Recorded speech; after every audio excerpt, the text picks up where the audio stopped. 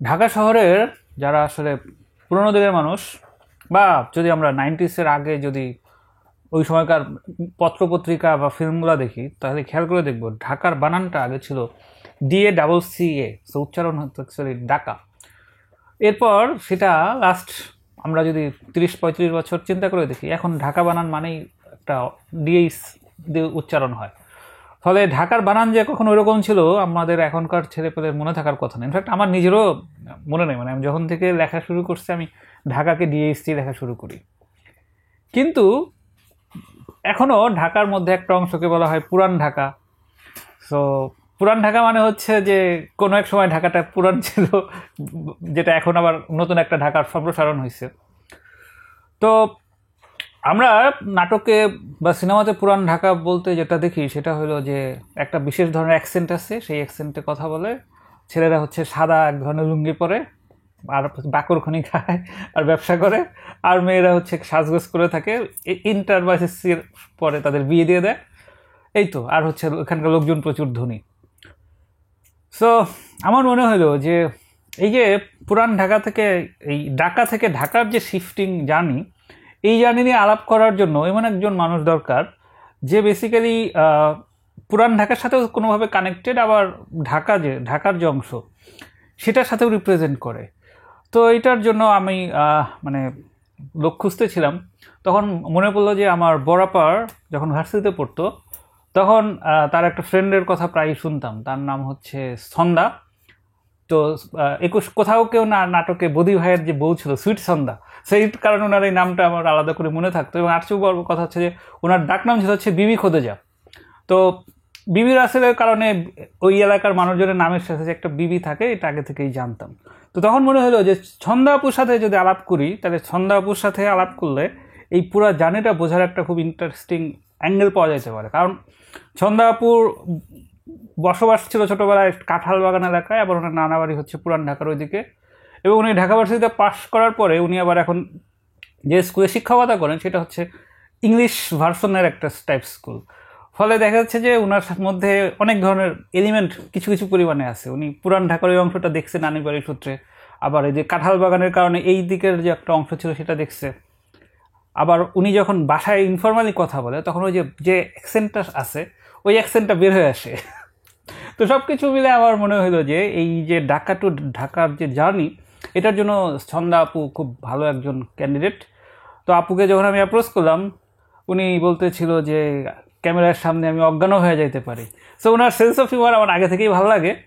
তো আমি বুঝতে পারলাম যে উনি আসলে করবে। সো এইটা হচ্ছে এক ধরনের সেই উইট একটা মন্তব্য। সো সেখান থেকে আপু অবশেষে আসলো। সেইখান থেকে মনে হলো যে আমাদের এই জার্নিটা স্টার্ট করা যেতে পারে।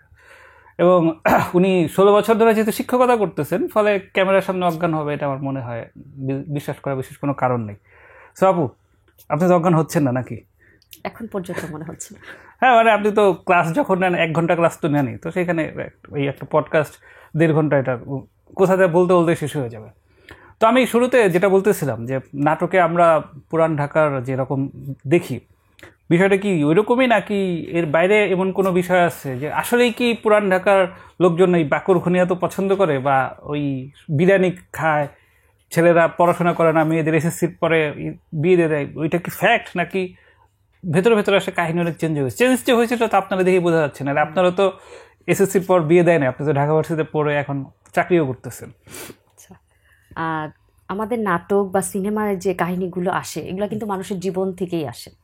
তো সেই হিসাবে হ্যাঁ, এগুলো 90%ই বলা যায় ম্যাচ করে যায়। 90 কেন, আমি বলবো 95%ই ম্যাচ করে যায়। তুমি যেটা বললে বাকরখানি, মানে আমি কালকেও বাকরখানি আনাইছি আমার বাসায়। তো আমি নিজে পছন্দ করি, বাসার সবাই খায়। হ্যাঁ, বিরিয়ানিও আমরা খুব পছন্দ করি, ঠিক আছে।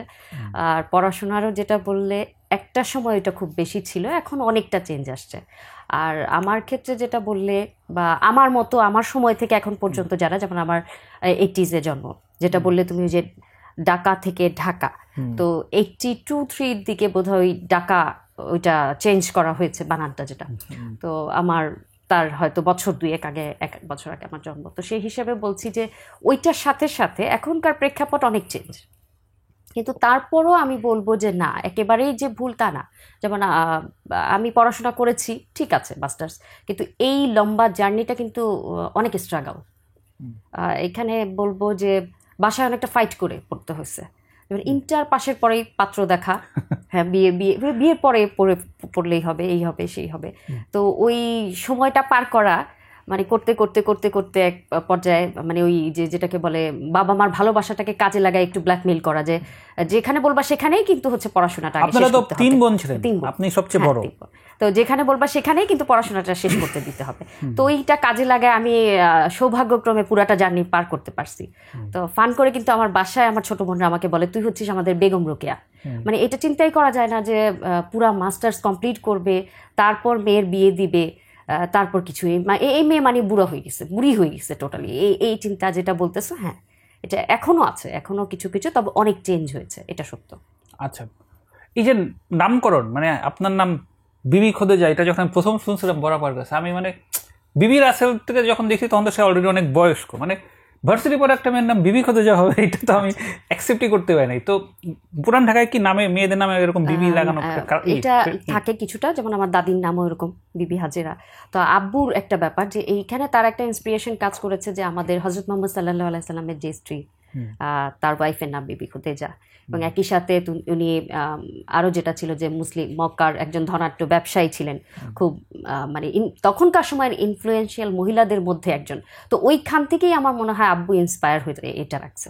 আর ছোট মামা আদর করে ছন্দা নামটা রাখছে। না, আমি পার্টিকুলার আপনার নামের ক্ষেত্রে বলি না, বলতেছি যে পুরান ঢাকায় যে নামগুলো মেয়েদের নামে, এই যেমন বিবি রাসেল তো অনেক পুরনো, তো তার নামের আগে বিবি কেন?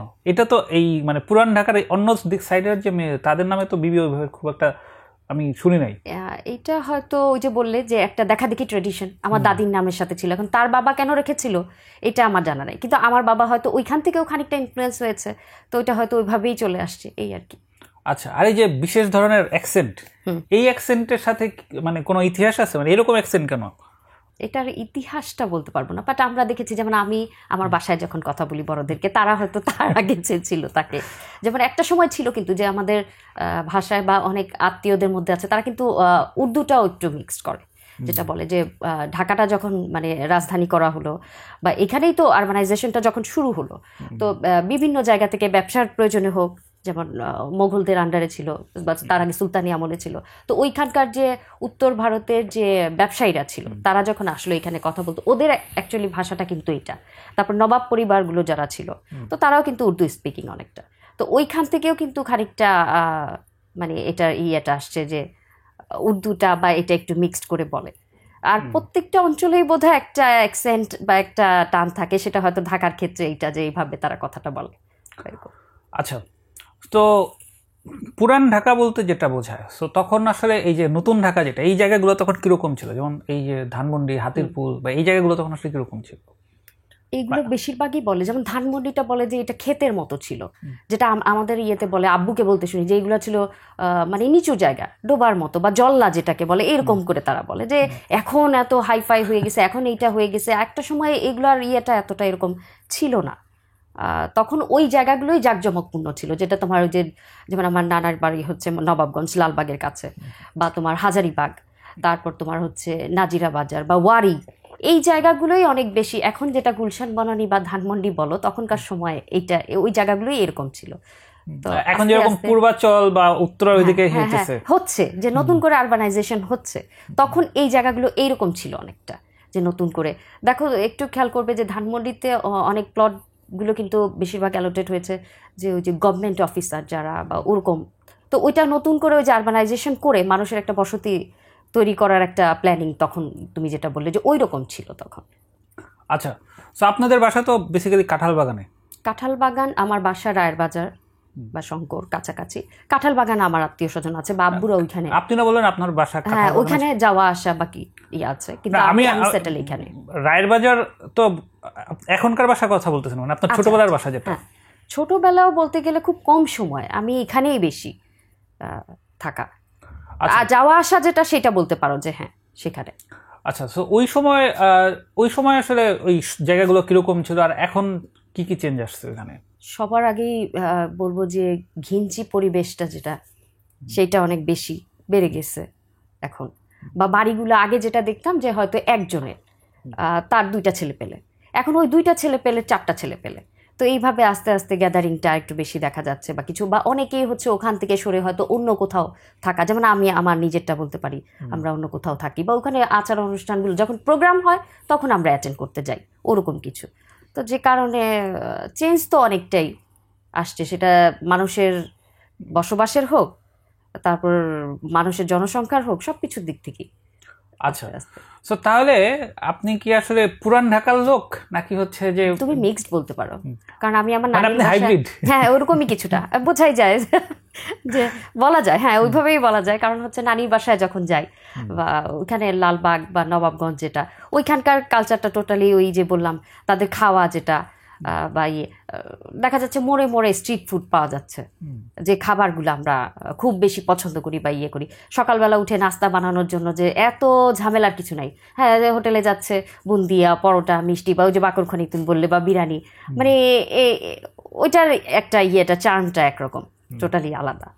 প্রোগ্রামগুলো আলাদা, লেট নাইট প্রোগ্রামগুলো শুরু হচ্ছে, মানে ওখানে ওরা একটা গায়ে হলুদের প্রোগ্রাম, আমাদের এখানে কি হয় যে আমরা প্রোগ্রামগুলো চেষ্টা করি মানে যতটা সুশীলভাবে, মানে 11টা 10টার মধ্যে শেষ করে দিব। ওখানে শুরুটাই হয় ওই টাইমে, তোমার একটা প্রোগ্রাম শুরুই হচ্ছে, বরযাত্রা হতে যাচ্ছেই রাতের 11টায় রওনাই হচ্ছে, তো সেটা কোন পর্যায়ে যে এসে পৌঁছাচ্ছে এবং রাতে প্রোগ্রাম কোথায় শেষ হচ্ছে। তো এইরকম আর কি, দুইটা সম্পূর্ণই আলাদা, আসলেই আলাদা। আচ্ছা, ওদের মানে পুরান ঢাকার রান্নাটাও তো আসলে একটু আলাদা, একটু বেশি চটপটে, হ্যাঁ একটু মানে রান্নার ব্যাপারটা একটু বললেন। রান্নার ব্যাপার মানে কি জানতে চাচ্ছ, যে এখন আমার মানে ওই যে আমাদের এইদিকে তো দেখা যাচ্ছে যে যেভাবে মশলা দেয় বা যেভাবে রান্না করে, ওখানকার রান্নার প্রণালীও তো একটু আলাদা। হ্যাঁ একটু বেশি, ওই যে বললাম যে মাছের প্রতি আমার মনে হয় মাছটা একটু কম খাই, আমাদের একটা যেটা মাংসটা বেশি পছন্দ, বিশেষ করে ধরো মোরগ পোলাও বা তেহারি বা কাচ্চি বিরিয়ানি, এই ধরনের খাবারগুলোর প্রতি আকর্ষণটা বেশি। আর স্বাভাবিকভাবে ওই খাবারগুলোতে কিন্তু মশলাগুলা প্রতিদিনকার রান্নায় যে মশলাগুলা সেগুলা না, ওভাবেই মানে একটু বেশি মশলা বেশি করে ওভাবেই রান্না করা হয়। তো তাহলে পুরান ঢাকার লোকজন কি বেশি হার্ট অ্যাটাক করে মারা যায়? অনেকটা ওরকম বেশি রোজার সময় না হার্ট অ্যাটাক করে মারা যায় কিনা ওইটার সার্ভে আমার জানা নাই, বাট ওই ব্যাপারে যে তারা খুব একটা সচেতন, মানে আমার বাসায় আমি ওটা দেখি না যে আমার এই প্রবলেমটা আছে, তো আমাকে এই জিনিসটা অ্যাভয়েড করতে হবে, রেড মিটটা আমি বাদ দিব বা এইটা আমি কম খাবো। আর কি হয়েছে, খাইলেই হইলো, কয়দিন আর বাঁচুন, বাচ্চাটা আল্লাহ তাআলার হাতে, যতদিন বাঁচন যায় বাঁচন যায়, খাওয়াটা তো এর জন্য বাদ দেওয়া যাবে না, মানে এই একটা টেন্ডেন্সি যেটা থাকে। আচ্ছা, তাহলে এখন যদি আমরা ব্যাক ইন 2024 চলে আসি, তাহলে পুরান ঢাকার লোকজন এই যে যারা এত ক্যাজুয়াল বা হচ্ছে যারা একটু আমোদ ফুর্তি পছন্দ করে, তারা এখনকার এই হাইলি কম্পিটিটিভ ক্যাপিটালিস্ট সোসাইটিতে কিভাবে তারা সার্ভাইভ করতেছে? তারা কি কিছুটা কোণঠাসা? ঠিক কোণঠাসা বলা যাবে না।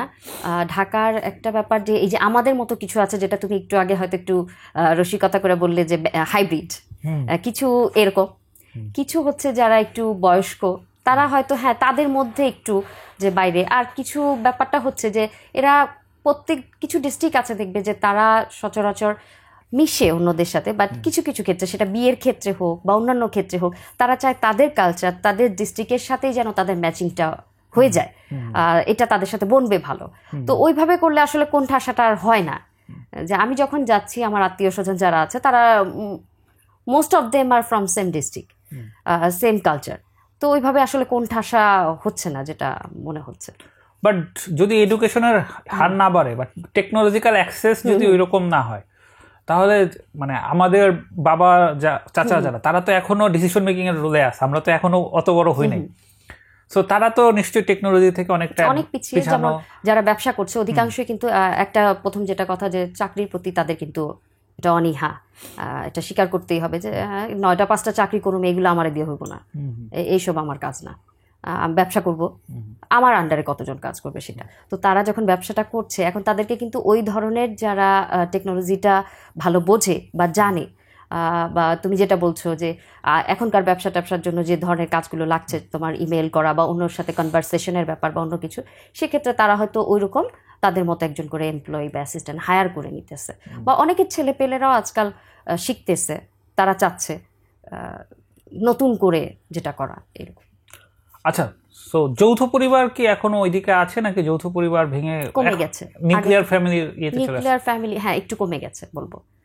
যেটা ওই যে আমি বললাম যে আগে দেখা যেত একটা বাসা, সেটা একজন, তার 2টা ছেলে পেলে, এখন হয়তো আরও বেড়েছে, জনসংখ্যাটা আরও বাড়ছে। তো তখন তারা নিজেদের প্রয়োজনে বা ওই যে পড়াশোনার প্রয়োজনে পুরান ঢাকা থেকে যে স্কুল কলেজগুলো কোন দিকে, বা ছেলেরাও বা মেয়েরাও চাচ্ছে যে আমি এখন দাদি আছে এখানে ঠিক আছে, দাদা আছে এখানে ঠিক আছে, আমরা আসবো, কিন্তু আমরা অন্য কোথাও শিফট করি যেখানে সব কিছু একটু সহজ, রাস্তাঘাট হোক, পড়াশোনার জন্য হোক, বা আমার ওয়ার্ক স্টেশনটা হোক।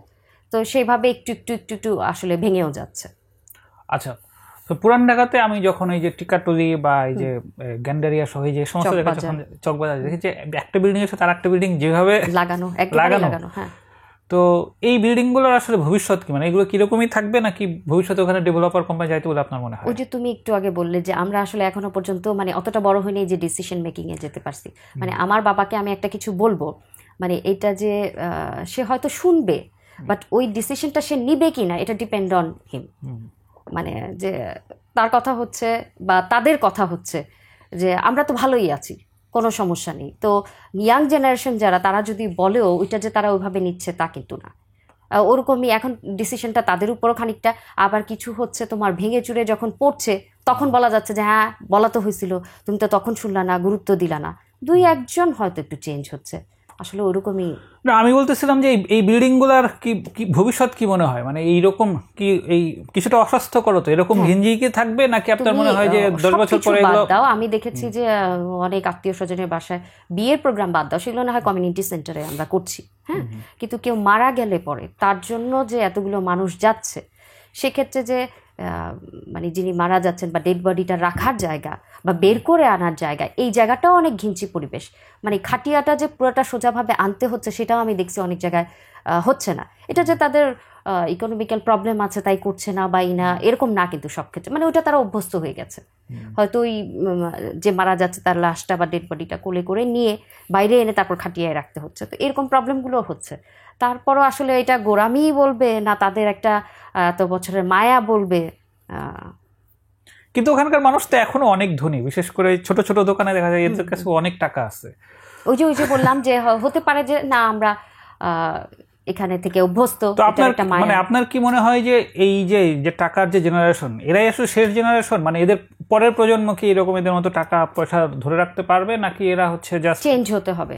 আমার যেটা মনে হয় আগের জেনারেশন টাকার উপরে নির্ভর করে চলবে, তারপর চেঞ্জ হতে হবে। কেননা সবকিছুই দেখবে যে একটা জিনিস তোমার ওইটাকে এক জায়গায় কোনো কিছু রেখে দিলে সেটা ঠিক পর্যন্ত শেষ পর্যন্ত থাকে না, ওটাকে রান করাতে হয়, সেটা সবকিছুই। আর ওই যে বললে টেকনোলজি বা নতুন যে জিনিসগুলো আছে এগুলা নিজের মধ্যে অ্যাকসেপ্টেন্সি থাকতে হবে যে আমাকে এগুলো নিতে হবে, এটা আনতে হবে। আদারওয়াইজ একটু তো যেটা বলছো যে হুমকির মুখে কালচারটা ওরকম। আচ্ছা, সো যদি 10 বছর পরে এই বিল্ডিংগুলো ওইরকম চেঞ্জ হয়ে যায়, তখন কি আমরা ওইটাকে তখনও পুরান ঢাকা বলে চিনবো, নাকি হচ্ছে যে এখন যেটা পূর্বাচল কেন্দ্রিক যে ঢাকা হইতেছে তখন ওইটা নাকি ওইটা তখন একটা পরিত্যক্ত জায়গা হয়ে যাবে? মানে এদের কাছে যেহেতু টাকা আছে, এই লোকগুলা কি ভবিষ্যতে পূর্বাচল বা এইদিকে চলে আসতে পারে? এরকম অনেকেই আসছে, কিন্তু তাদের রুটটা কিন্তু ওখানে আছে। ওই যে বললাম কিছু বয়স্ক যারা হিলবেই না যে আমি এখানে থেকে মরে যাব, তারপর আমাকে কোথাও নড়ানো যাবে না, এটা তাদের কিছু করার নাই। আর বাকিরা যারা যারা চেঞ্জ হচ্ছে বা হতে চাচ্ছে, তারা অনেকে আসছে বা আসে এরকম। আর যেভাবে আমি যতটুকু দেখি কিছু জিনিস চেঞ্জ হয়েছে, এটা বলবো যে ডেভেলপারদের কারণে। তাদের কিন্তু ওই যে একটা মানে মানুষকে কি বলো পটানো বা ইনফ্লুয়েন্সিয়াল একটা পাওয়ার থাকে যে হ্যাঁ এভাবে এইভাবে অনেকদিন লেগে থেকে 3টা বাড়ির মালিককে সে বোঝায়। কারণ ওখানে একটা বাড়ি দিয়ে একটা অ্যাপার্টমেন্ট বা একটা বিল্ডিং হাই রাইজড হয়ে যাবে এরকমটা সম্ভবই না। তো 3-4জনকে বুঝিয়ে বুঝিয়ে এখন দেখা যাচ্ছে যে হ্যাঁ কিছু কিছু নতুন নতুন বিল্ডিং উঠছে বা করছে এরকম। আচ্ছা, সো আপনার বয়সী যারা, মানে আপনার ওই সময় যারা পুরান ঢাকার যে মেয়েরা ছিল, তারা আসলে এখন কি করে? মানে যাদের ওই এসএসসি বা ইন্টারের পরে বিয়ে হয়ে গেছে, তাদের এখনকার স্ট্যাটাস? তাদের এখনকার স্ট্যাটাসটা হ্যাঁ বিবাহিত, খুব হ্যাপিলি সংসার করছে। অনেকের মধ্যে হ্যাঁ আফসোস যে আচ্ছা বোধহয় একটু পড়াশোনা করা দরকার ছিল বা নিজেকে একটু ইকোনমিক্যালি সলভেন্ট করার ইচ্ছা ছিল, বা আবার অনেকের কথা হচ্ছে যে না I have enough, so why should I do all this things, এত কষ্ট করার দরকার কি। ছোট্ট একটা গল্প করি। আমি যখন ইউনিভার্সিটিতে ভর্তি হলাম, তো আমার এক আত্মীয়কে আমি যখন বললাম কোথায় ভর্তি হয়েছো? তো বলার পর বললো ওইটা কেন, ওটা তো ঢাকার বাইরের ছেলে পেলেদের পড়ার জায়গা, কেন ওরা আসবে হোস্টেলে থাকবে, আমাদের যারা ঢাকায় তাদের তো ওইটার দরকার নেই। তো এটা হচ্ছে চিন্তাটা, যার যেরকম চিন্তা। তো অনেক মেয়ে হ্যাঁ হ্যাপিলি, তাদের এটা কোনো ব্যাপার না। আবার অনেকের মনে হচ্ছে যে না, অন্যকে যখন দেখে তখন তাদের মনে হয় যে হ্যাঁ এরকম। তো আপনি তো হলে থাকেন নাই বেসিক্যালি। না, এই যে হলে যেহেতু থাকতে পারেন নাই 6 বছর ভার্সিটি লাইফে, তাহলে তো আপনি ভার্সিটি লাইফের কালারফুল যে পার্ট, সেটা একটা বড় পার্টি মিস করে গেছেন। মানে ক্লাস শেষ হলে বাসায় চলে গেছেন, আবার আসছেন। এর বাইরে তো বোধহয় ভার্সিটি লাইফে আপনার বিশেষ কোনো ই নাই। না, তাহলে কি আপনার এই ভার্সিটিতে যে ভর্তি হয়েছেন, এটাই কি তাহলে আপনার একমাত্র তাহলে অ্যাচিভমেন্টের বিষয় ছিল আপনার এই কনটেক্সট থেকে? অনেকটা এত দূর যে পড়বে, আমার মনে হয় এই যে ইউনিভার্সিটিটা যতটুকু ডিস্টেন্স আমার বাসা থেকে, এর থেকে যদি ডাবল ডিস্টেন্সও হতো, এটা আমার পক্ষে আর সম্ভব হতো না। যেমন ইউনিভার্সিটি বাসে ওঠাটাও দরকার ছিল না, মানে হচ্ছে তুমি রিক্সায় যাবা, রিক্সায় আসবা, তখন বাসে ওঠা যাবে না, দরকার নেই। তো এর থেকে ডিস্টেন্সটা আরেকটু, ওই যে বললাম যে ডাবলই যদি হইতো, তাহলে আমার পক্ষে আর সম্ভব ছিল না। আর সামহাও হয়তো ভর্তি করাতে আব্বু আসে নাই, এর জন্য ভর্তিটা হয়ে যেতে পারছি। সেটা হইলে হয়তো এটাও হইতো না। তো আপনার সাথে আমার এই যে শো, এটা তো নিশ্চয়ই আপনার বাবা মা দেখবে বলে আমার ধারণা। তো এই যে আপনি অবলীলায় আপনার বাবা মাকে কিছুটা দোষারোপ করতেছেন, এটা না, এটা বোধহয় দোষারোপ ঠিক বলবো না, যেটা সত্য বা শোয়ের প্রয়োজনে বলছি, যাতে অন্য বাবা মা একটু সচেতন হয়। যেমন আমি আমার বাবাকে দেখেছি, সে ভর্তি হতে দিবে না, চান্স পাওয়ার মধ্যেও তার মধ্যে অনেক কনফিউশন কাজ করছে যে না না, কি দরকার, তুমি ইডেনে বা লালমাটিয়ায় পড়ো, লালমাটিয়া হলে সবচেয়ে ভালো হয়, এটা একদম বাসার কাছে। তো যখন ভর্তি হলাম, তারপর মানুষজন যখন আশেপাশে যারা আছে প্রশংসা করতেছে, তখন কিন্তু সে খুব ইন্সপায়ার হয়েছে। এবং আমার পরে যারা আছে, কেউ হয়তো ইন্টারমিডিয়েট শেষ করার পর যে ভর্তির জন্য বা কোথাও কিছুর জন্য, তখন বলতেছে না না, আগে ঢাকা ইউনিভার্সিটিতে পরীক্ষা দেওয়াবি, ওখানে যদি চান্স না পায় তাইলে অন্য জায়গায় দেখবি। তো আমার মনে হয়েছে it's a great achievement for me. এবং আমি বলবো যে এই যে একটা চেঞ্জ আনতে পারছি, আমার কাছে এটাই অনেক কিছু আমার মনে হয়েছে। আচ্ছা, আপনার পরের 2 বোন যারা, তারাও তো বয়সে প্রায় আপনার কাছাকাছি। এক বোন কাছাকাছি ইমিডিয়েট, আর একজন 6 বছরের ছোট। আচ্ছা, তাহলে সে হলো আমার বয়সী, মানে ওকে। সো তারাও তো উচ্চশিক্ষিতই হয়েছে। তো তাহলে মানে তাদের উপর দিয়ে মনে হয় আপনার মতো এই ঝড়টা যায় না। ঝড়টা যায়নি, ওই যে কারণে ফান করে বলে যে তুই আমাদের বেগম রোকেয়া, দুষ্টামি করে। ওকে, সো আপনি যেহেতু বড় সন্তান, তাহলে আপনার মানে এই ভার্সিটিতে পড়তে হবে, এইটা আসলে এই ফিলিংসটা বা ইন্সপিরেশনটা কোত্থেকে বা কেন আসলো? ইন্সপিরেশনটা আসলো আমি যখন ছোট ক্লাসে পড়তাম, মানে তোমার এসএসসি পর্যন্ত তো বাসায় টিউটর রেখে পড়াইতে হতো, প্রাইভেট টিউটর। তো আমার যে টিউটর ছিলেন, প্রাইভেট টিউটর, উনি ঢাকা ইউনিভার্সিটিতে পড়তেন স্যার। তো উনাকে যখন দেখতাম, ওনার কাছ থেকে গল্প শুনতাম, এবং উনি অনেক ইন্সপায়ার করেছে। শাহিন স্যার, আমার এখনো নাম মনে আছে। তো উনি যখন পড়াতো, উনি অনেক ইন্সপায়ার করেছে। তো আমার মনে হয় ওই জিনিসটা কাজে লাগছে। আর আরেকটা বন্ধু বান্ধবের প্ররোচনায়, মানে হঠাৎ করে গেলাম, ফর্ম কিনলাম, পরীক্ষা দিলাম, আচ্ছা সামহাও চান্স হয়ে গেছে, এটা একটা বোধহয়। আচ্ছা, তাহলে আপনার যে ভার্সিটি লাইফ, এই ভার্সিটি লাইফে ঢাকা আসলে কতটুক ছিল? মানে পুরান ঢাকা বাদ দিয়ে এই যদি আমরা ধরি যে কার্জন ইয়েতে, মানে কলা ভবন যেটা, ওটা তো নতুন ঢাকার মধ্যে। সো নতুন ঢাকা তো আপনার একটা নতুন ল্যান্ডের মতো ছিল। সো আপনি যখন আপনার ওই প্রাচীন ল্যান্ড থেকে নতুন ল্যান্ডে যে সময়টা কাটাইতেন, তাহলে ওই সময়টাতে তখন আসলে আপনার কি এতে ঢাকা কিভাবে, মানে আপনার জীবনে তখন ঢাকা কিভাবে ইম্প্যাক্ট করতো? মানে কি তুমি বলতে চাচ্ছ যে আমার ক্যাম্পাস লাইফটা? হ্যাঁ হ্যাঁ, ওই যে তুমি যেটা বললে যে রুটিন মাফিক ক্লাসে যাওয়া, ক্লাস শেষ করে হয়তো হ্যাঁ বন্ধু বান্ধবের সাথে সামান্য আড্ডা দেওয়া, তারপর বাসায়। আমি সন্ধ্যার পর ক্যাম্পাস বোধহয় কখনো দেখা হয় নাই আমার। মানে সন্ধ্যা দুপুর পর্যন্ত, যেটুকু টাইম ক্লাস থাকবে সেটুকু পর্যন্ত, এটা বাসা থেকেই বলা ছিল। মানে এটা ভাবার কোনো কারণ নেই যে ঢাকায় মেয়েদেরকে পিছিয়ে রাখা হয় বা আদর করে না। তাদের ভালোবাসাটা অনেক, মেয়েদের প্রতি অসম্ভব ভালোবাসা, তারা প্রচন্ড আদর করে, একটু পজিটিভ বেশি। হ্যাঁ, পজিটিভ বেশি। যেমন আজকে বা অন্য যে কোনো সময়ও আমি যখন কোথাও যাবো, আব্বু বলবে লগে কে যাইব, মানে সাথে কে যাবে। তো এটা হচ্ছে ব্যাপার যে সাথে কে, আমি কিন্তু 43, তো এখনো আমার সাথে কে যাইব, এটা তার থাকবে। তো এটা আমি বলবো যে তারা মেয়েদেরকে নেগলেক্ট করে বা পিছায় রাখার জন্য, এটা না, তাদের ভালোবাসাটা এটা যে মেয়েরা আদরে থাকবে, ঘুরবে ফিরবে, সাজুগুজু করবে, যেটা বললে খাওয়া দাওয়া করবে, রান্না করবে, ঘুরে বেড়াবে ফ্যামিলির সাথে। কিন্তু আপনি তো ওরকম সাজগুজু ছিলেন বলেও কখনো মনে হয় না। মানে আমি আপনার সাথে আপনার ছোটবেলার মানে ভার্সিটি লাইফে বড় পাশাতে যে সব ছবি টবি দেখছি, আপনার ওরকম মানে আলাদা করে সাজগোজ করেন সেরকম মনে হয় না, বা আজকেও যে আপনি অনেক সাজগোজ করছেন সেটাও তো বলা যাচ্ছে না। ওই যে মানে বললাম আমি যেটা যে চিন্তাটা ওইটা, তো ওইটা হয়তো ওই যে ব্যতিক্রম ধর্মী কিছু থাকে না, যে ওই ক্ষেত্রে আমার ক্ষেত্রে হয়তো ওরকম কিছুটা কাজ করেছে। যে আচ্ছা, তাহলে যখন আপনি ইয়েতে থাকতেন মানে দিনের বেশিরভাগ সময় তো আসলে আপনার ওই পুরান ঢাকার ওখানেই থাকা হইতো, তো ওইখানে তাহলে আপনার ওই কালচারাল অ্যালাইনমেন্টটা কিভাবে হতো? বই পড়া বা ফিল্ম বা গান বাজনা সেই পার্টটা আসলে কিভাবে কভার হয়েছে? গান শুনতাম, গাছ লাগাতাম বাসায় বা অন্যান্য, এটা ঘুরে বেড়ানোটাই দেখবে ঢাকার মানুষের অ্যাকচুয়ালি বেশিরভাগ, যে আজকে ফুপুর বাসায়, কালকে খালার বাসায় কোনো না কোনো প্রোগ্রাম থাকে। আচ্ছা, তো এইগুলাতে সময় দিয়ে দেখা যায় যে আদার অ্যাক্টিভিটিস যেটা একটা স্টুডেন্ট লাইফে ছেলে বা মেয়েদের হয়, যে তারা পড়াশোনা করবে, তার বাইরে কোনো ভলান্টারি ওয়ার্ক করবে বা অন্য কিছুতে, সেটা ডিবেট হোক, কালচারাল প্রোগ্রাম হোক বা অন্যান্য, এই জিনিসগুলাতে তাদের ইনভলভমেন্ট ঢাকায় নেই বললেই চলে। আমি বলবো যেটা তুমি একটু চিন্তা করে দেখবে যে আমাদের ইউনিভার্সিটিতে খুঁজতে গেলে খুব পার্সেন্টেজ সংখ্যক আসবে যারা ঢাকার স্থানীয় পড়াশোনা করে, এটা কিন্তু একটা। তো ওইসবের ইনভলভমেন্টটা আসলেই কম, আমারও কম ছিল সত্যি কথা, যেহেতু।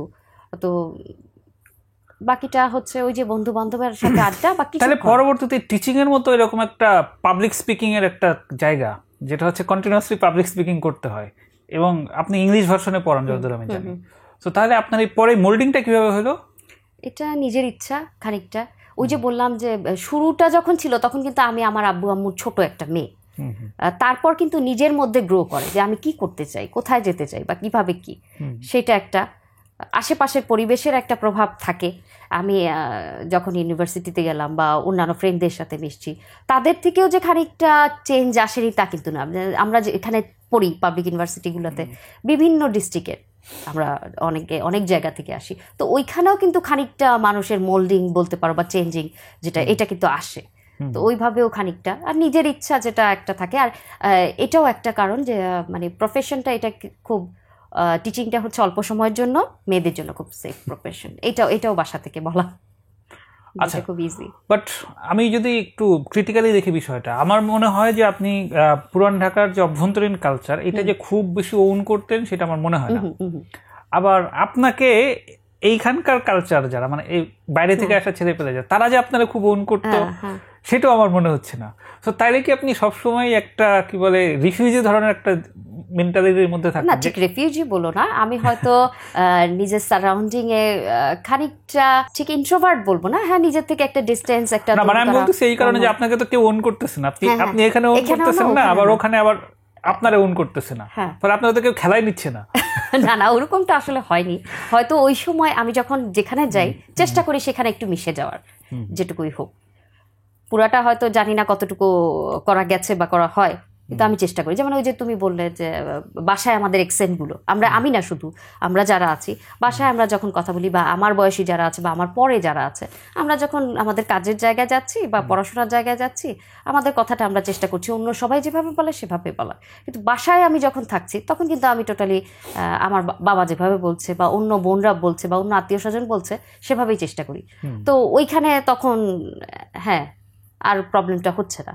বা আমি যখন আমার ফ্রেন্ডদের সাথে যাচ্ছি তখন হয়তো ওইভাবে, যেমন আমি বাসায় বসে কিন্তু খুব একটা, তখন গল্পগুলো হবেই হচ্ছে বেড়াতে যাওয়া, খাওয়া, আরেকটা অনুষ্ঠান বা অন্য কিছু এই ধরনের, মানে যেটা বলে যে আনন্দ ফুর্তি যেটা বলো সেটা। হ্যাঁ, মানে আমাকে তাহলে পুরান ঢাকার কিছু এক্সক্লুসিভ অনুষ্ঠানের কথা বলেন যেগুলো আসলে হয়, মানে এই ঈদ বা ইয়ের বাইরে। আচ্ছা, সেক্ষেত্রে যে তুমি দেখেছো কিনা, ঘুড়ি উড়ানোর একটা উৎসব আছে। আচ্ছা, কি হয় ওখানে? জাঁকজমক ভাবে ঘুড়ি উড়ানোর একটা প্রোগ্রাম থাকে।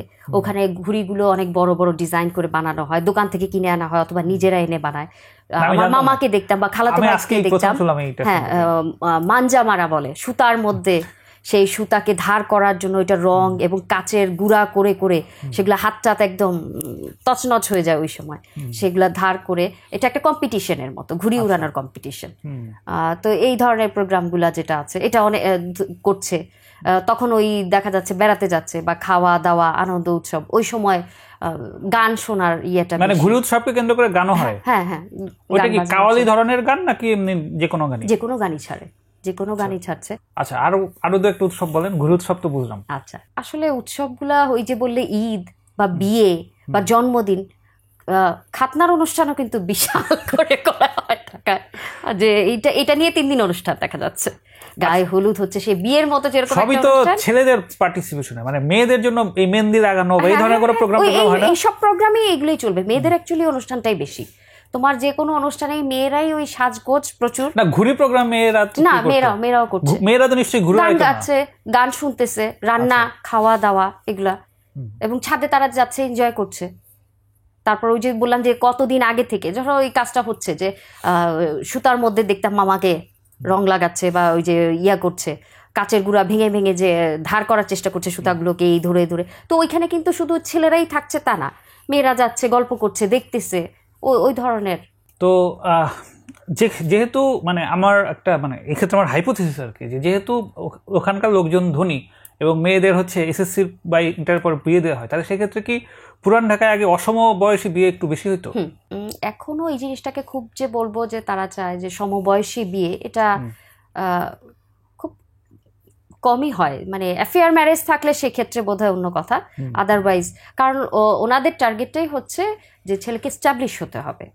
তো সেক্ষেত্রে একটা স্টাবলিশ ছেলে তো স্বাভাবিকভাবে একটা ইন্টার পাস বা এসএসসি, ইন্টারও অনেক পরে, তুমি এসএসসি বলতে পারো, তো সেক্ষেত্রে ওইটা। হ্যাঁ, মানে আপনি আর আরিফ ভাই তো বোধহয় ব্যাচমেট।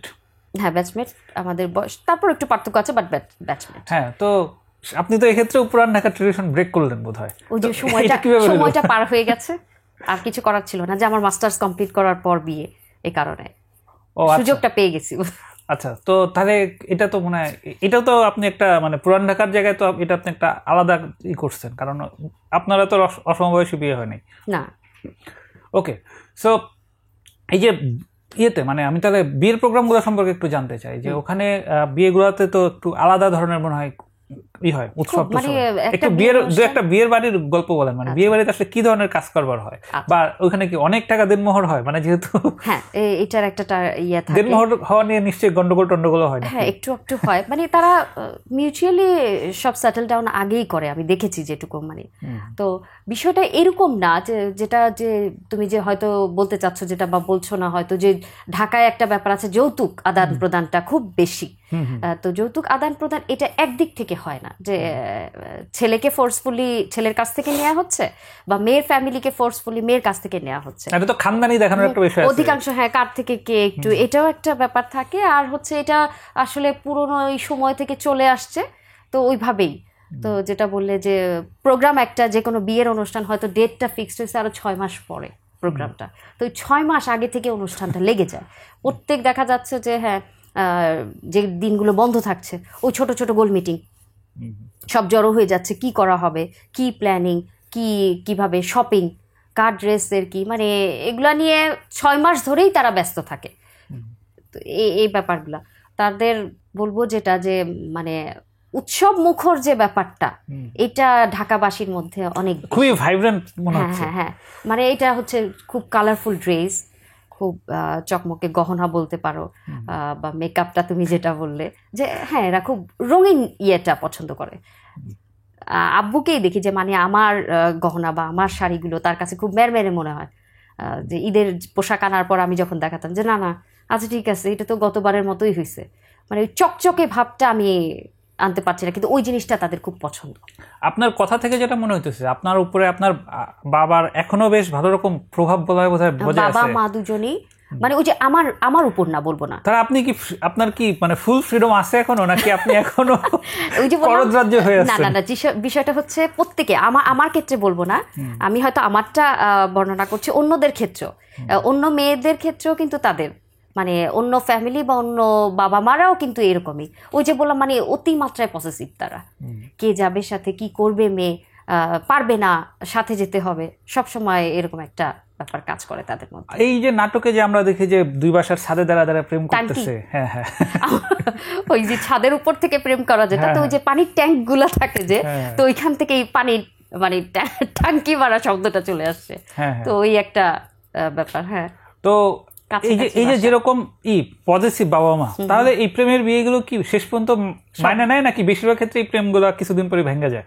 কিছুদিন পর ভেঙেও যায়, কিছু মেনেও নেয়, এরকম থাকে। হ্যাঁ, বাবা মা আসলে কি কোন পর্যন্ত আর রাগ থাকতে পারে একটা, হ্যাঁ, কিন্তু খানদান ম্যাচ করার একটা বিষয় আছে না, ওই যে দেখা যায় কি এই যে একই জায়গায় খানদান ম্যাচ করা বা কালচার ম্যাচ করা জরুরি, যে একটা সময় মেনে নেয় যে বাইরে কোথাও তো করে নাই, কাছাকাছি কোথাও ওর বাপেরে আমি চিনি বা ওর দাদারে আমি চিনি, তো এরকম একটা ব্যাপার থাকে যে কারণে। আপনি বিয়েও তো করছেন মানে আপনার খানদানের বাইরে, তো এইটা নিয়ে কি মানে আপনাদের কালচারাল মিসম্যাচ তো বোধহয় হয় নাকি?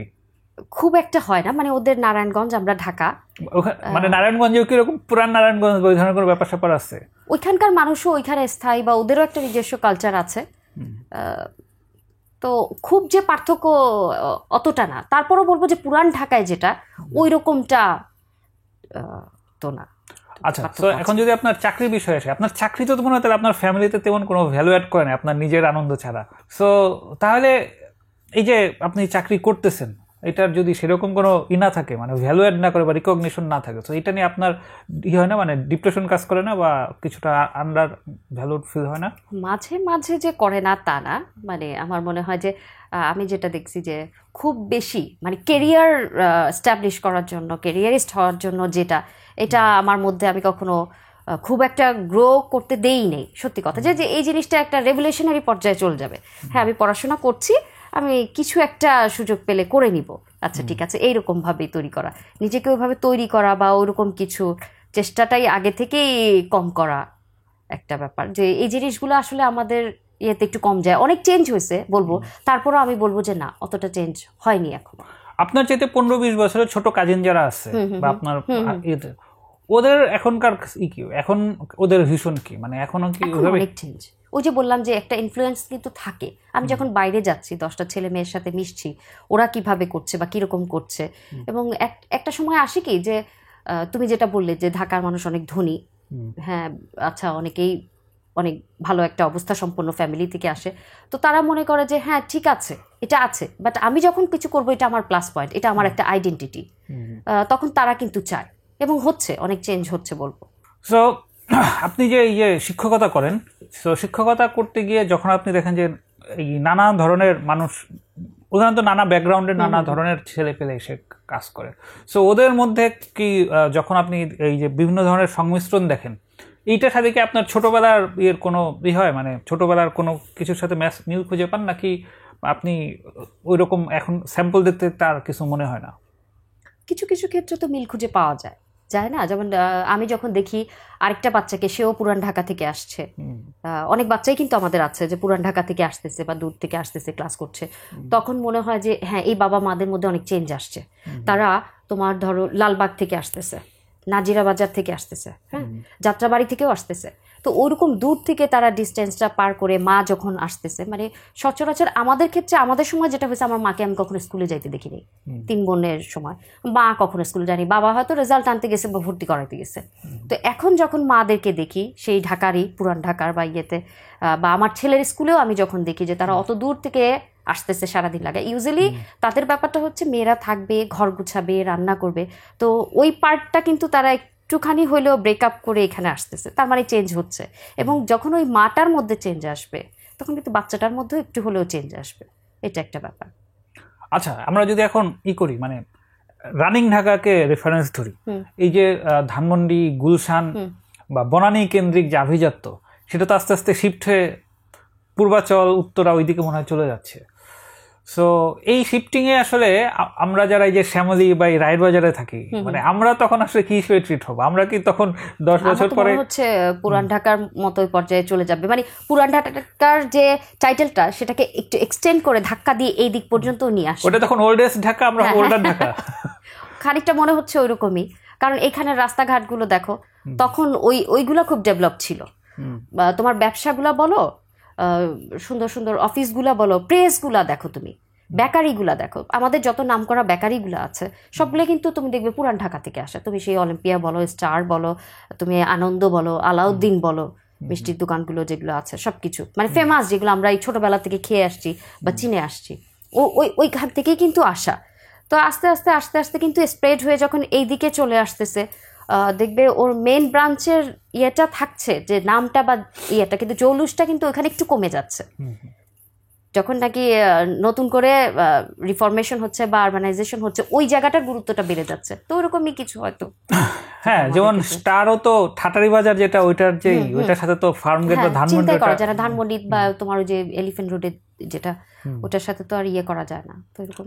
আচ্ছা, তো পুরান ঢাকার লোকজনের আসলে এই এই রেস্টুরেন্ট হোটেল ব্যবসা ছাড়া আর কি কি ব্যবসা সাধারণত করে? কেমিক্যালের ব্যবসা আছে একটা বড় অংশ। তোমার দেখবে যে ওই যে বললাম বেকারি আছে, তারপর তোমার লেদার ইন্ডাস্ট্রিগুলো যেগুলো হাজারিবাগে, লেদার এক্সপোর্ট ইম্পোর্ট, এটা অনেকে এখন গার্মেন্টস ব্যবসার সাথেও আছে। এই ধরনের এক্সপোর্ট ইম্পোর্টও অনেকটাই আছে এরকম। ওই যে ব্যাটারি বানায় যেগুলো, ওটাও কি কেমিক্যালের মধ্যে পড়ে? ওইটা কোন ধরনের বিজনেস? মানে প্রচুর ব্যাটারি বানানোর দোকান দেখছি আমি পুরান ঢাকার ওইদিকে। অনেক কিছুই আছে, চুরির কারখানাও আছে, হাতের চুরি, ব্যাঙ্গলস যেগুলো আছে, বা অনেক কিছুই। এখন ওটা কেমিক্যাল তো কিছু বোধহয় ইউজ করা হয় ওটার ভিতরে। তুমি তো সায়েন্স ব্যাকগ্রাউন্ড, তুমি ভালো বলতে পারবা যে ওটা আসলে কি ধরনের ব্যবসার মধ্যে পড়ছে। হ্যাঁ, ডেইলি নেসেসিটি যেগুলো, ওই ধরনের কোনো কিছু বানাচ্ছে ওরকম। আচ্ছা, সো এই যে পরের জেনারেশন কি তারাও বিজনেসম্যান হয়েছে নাকি? আচ্ছা, মানে যে জিনিসটা আপনি বলতে চাইছিলাম যে আপনার কি পাসপোর্ট আছে? পাসপোর্ট প্রথম কখন বানাইছিলেন? পাসপোর্ট প্রথম করি 95-এ। তাহলে তো তখন আপনি ভার্সিটি ভর্তি হলো অনেক আগে। তো এটা কি ওই যে বাবা মার সাথে বিদেশ বা হজ করতে যাওয়ার জন্য? হজ না, আমরা ইন্ডিয়া ট্যুরে গেলাম ফুল ফ্যামিলি 15 ডেজের জন্য, তখন করা। তো ওই হিসাবে। আচ্ছা, তো এমনিতে যারা হয় মানে পুরান ঢাকার লোকজনের মধ্যে বিদেশ ভ্রমণের ব্যাপারটা আসলে কতটুকু আছে বা কিভাবে করে? অনেকটাই আছে। তবে আমি বলবো যে এই ক্ষেত্রে ওখানে তো দেখা যায় প্রচুর হাজি সাহেব, মানে নামের আগে শুধু হাজি সাহেব। হজ করে আসার পর তাকে সম্মানসূচক মানে ওই এলাকাবাসী ওই নামটাতেই ডাকে, তার নামটা তখন অতটার মাইনে রাখে না, তাকে ওই হাজি সাহেব নামেই ডাকা হয়, অমুক হাজি সাহেব বা তমুক হাজি সাহেব। তো হজের একটা ব্যাপারটা অনেক বেশি। যেমন প্রত্যেক বছর দেখবে যে উমরা করতে যাচ্ছে, অনেকেই যায়। এটা দুটো জিনিসই হচ্ছে, মানে আমাদের হজের একটা আছে যে হজের কার্যক্রমটার পরে বাকি অংশটা তারা ঘুরে বেড়াচ্ছে, বিভিন্ন ওইখানে যে হিস্টোরিক্যাল মনুমেন্টসগুলো আছে দেখছে, বা রিলিজিয়াস মনুমেন্টসগুলো আছে ওগুলা দেখছে, ঘুরছে। তো সেই হিসাবে মানে দুটো কাজই তারা একসাথে করে। তো আমি দেখছি যে সৌদিতে ঘুরতে যাওয়ার ব্যাপারটা একটু বেশি, আর পার্শ্ববর্তী দেশ যেহেতু ইন্ডিয়া কাছাকাছি আছে, এটা বা মালয়েশিয়া, এই ধরনের। মালয়েশিয়া তো ম্যাচ করতেছে না, মানে মালয়েশিয়া ওই যে মুসলিম কান্ট্রি, একটু ঘুরে ফিরে আনন্দ, খাওয়া দাওয়ার ব্যাপারে কিন্তু তারা একটু, আমি বলবো যে মানে যে তোমার থাইল্যান্ড যাচ্ছে বা অন্য কোথাও যাচ্ছে, অন্য থাইল্যান্ডে তো লোকজন সাধারণত আনন্দ ফুর্তির উদ্দেশ্যে যায়। না, তোমার শপিং এর জন্য যাচ্ছে। শপিংটা এটা কিন্তু খুব বড় একটা ব্যাপার, শুধু আনন্দ ফুর্তি করার জন্যই না, শপিংটাও একটা বড় ব্যাপার। ট্রিটমেন্টের একটা ব্যাপার আছে ব্যাংককে। তো ওরকম ট্রিটমেন্ট করতে ইন্ডিয়া যায় না, ব্যাংককেই যায়, মানে যাদের বেশি টাকা তারা ব্যাংককে যায়। না, ওরকম বেশি টাকার জন্য না, আমার মনে হয় এটা যে কোন জায়গায় কোনটা স্পেশালাইজড ওইটার জন্য হতে পারে। তো তখন যাচ্ছে, তো খাওয়া দাওয়ার ব্যাপারে তাদের একটা কিন্তু বাছ বিচার আছে, এখানে খাওয়া যাবে না বা এটা খাওয়া যাবে না। তো সেই ক্ষেত্রে তারা কিন্তু ওই ধরনের ইয়েটা খোঁজার চেষ্টা করে যে আমার এখানে গেলে আমি এতদিন স্টে করব, খাওয়ার ব্যাপারটা কি হবে, এগুলোর একটা চিন্তা মাথায় থাকে। আচ্ছা, আর হচ্ছে ব্যাংকিং যেটা মানে পুরান ঢাকার যে ব্রাঞ্চগুলো, সেইগুলোতে দেখা যাচ্ছে যে প্রচুর লোকজন, মানে ওইখানে ডিপোজিট অনেক বেশি হয়। তো আপনাদের ছোটবেলায় তখন আসলে ব্যাংকিং গুলা কিভাবে করতো, নাকি লোকজন হচ্ছে ক্যাশ টাকা বাসার ভিতরে রাখতো? ক্যাশ টাকাই একটু বেশি রাখা হইতো। ব্যাংকিংটা আমি তখনকার সময় আমি বলবো আমার ছোটবেলায় আমি কম দেখছি। কার্ডটাও কিন্তু অনেক পরে তারা ক্যারি করছে, এটিএম কার্ড। হ্যাঁ, কার্ডটা আমি দেখেছি, মানে আমরা হয়তো এটাতে অভ্যস্ত হয়ে গেছি বা করি। আপনি তো হাইব্রিড, আপনি তো পুরোপুরি রিপ্রেজেন্ট করেন। যারা আগের বলবো আমার বাবা বা আমার চাচা বা আমার বাবার বয়সী মামার বয়সী যারা, আমি ক্যাশটাই বেশি দেখেছি। যে কার্ড নতুন এটা কি বাইরেছে, এটা কি এমনই জরুরি, আমরা দিনের পর দিন নিয়ে বেড়াইছি টাকা, কই কি হয়েছে, মানে তারা ওইটাকে অতটা ইয়ে করার। তো ক্যাশটাই আমি দেখছি যে বেশি। আচ্ছা, এই যে পাড়ায় মহল্লায় যে মারামারি, তো ওখানে মানে তখন কি ওখানে হইতো, মানে মারামারি খুনাখুনি ওই ধরনের ব্যাপার ছিল, এলাকার দখলদারি নিয়ে এই ধরনের ছোটখাটো ব্যাপার নিয়ে? ওই যে বললাম একটা ঘুড়ি উৎসব, সেটাতেই হয়তো লেগে গেছে, ঠিক আছে, ঘুড়ি কাটাকাটি নিয়ে লেগে গেছে, এটা একটা। কোরবানি ঈদে চামড়া যেটা বললাম, এটা নিয়েই দেখতাম যে হ্যাঁ খুব দৌড়াদৌড়ি হচ্ছে বা মারামারি হচ্ছে, এরকম কিছু না কিছু, অনেক কিছু নিয়ে। ইলেকশনের সময় ছোটখাটো, আমার মনে হয় এইটাও তাদের একটা আনন্দ বা ডেইলি লাইফের একটা পার্ট, যে দৌড়াদৌড়ি বা মারামারি এরকম একটা ব্যাপার। তবে ঢাকার মানুষ, আমি এটা নিজের ইয়ে থেকে বলছি, যে যত বেশি দেখবে যে হ্যাঁ লাউড তো ওর কথা বলে কিন্তু খুব লাউড বা খুব বেশি একটু এগ্রেসিভ হয়ে কথা বলছে, মনটা কিন্তু খুব নরম। তারা কিন্তু অনেক কিছু অনেক দিন বেশি দিন একদম ধরে রাখে না জিনিসটা, যে শত্রুতা একটা আমার অনেক দিন কন্টিনিউ করতে হবে, এই করতে হবে, সেরকম কিছু বা পিছনে লেগে থাকা। আচ্ছা, তাদের বেশিরভাগই তো নিশ্চয়ই গাড়ি আছে, তো এইরকম চিপা রাস্তায় এরকম ইয়েতে গাড়ি কিভাবে চালায় এরা? এই ক্ষেত্রে ওই যে দেখা যায় যাদের গ্যারেজে হচ্ছে না, তার হয়তো আরো 20 টাকা ভাড়া দিয়ে আর একটু সামনে এগিয়ে যায় অন্য কোনো বাসায় এসে গ্যারেজ ভাড়া করে গাড়িটা রাখছে, এরকম থাকছে। যাদের হয়েছে মানে কি বলে যে গাড়ি নাই, মানে আমি জানতে চাচ্ছি যে পুরান ঢাকায় কি এরকম মানে এই হতদরিদ্র টাইপ লোকজনও থাকে নাকি? হতদরিদ্র মানে পুরান ঢাকার গল্পগুলোতে মধ্যবিত্ত না, এটা ধারণাটা ভুল যে পুরান ঢাকার মানুষ মানেই হচ্ছে খুব রিচ। নাটক সিনেমাগুলোতে পুরান ঢাকার খুব হতদরিদ্র ফ্যামিলি সাধারণত দেখায় না। হতদরিদ্র দেখায় না, আমি বলবো যে শোনো, বিষয়টা হচ্ছে যেটা তুমি বললে যে খুব ধনী এরা, সবাই যে খুব ধনী তা না। আমি যেটা বললাম একটু আগে যে এদের মধ্যে একটা যে ব্যবসা চাকরিটার ইচ্ছা তারা নাই, বা ছেলেকে ব্যবসা করতে চাকরি করতে দিচ্ছেও না। আবার অনেকের মধ্যে আছে যে হ্যাঁ আমার অনেক আছে, আমার 3টা বাড়ির ভাড়া উঠে 10 লাখ টাকা, আমি কেন কিছু করব। তো এই জিনিসগুলো কোনো কিছুকেই তুমি যদি স্থবির করে রাখো, ওইটা কিন্তু বাড়বে না, রান করাতে হবে যে কোনো জিনিস।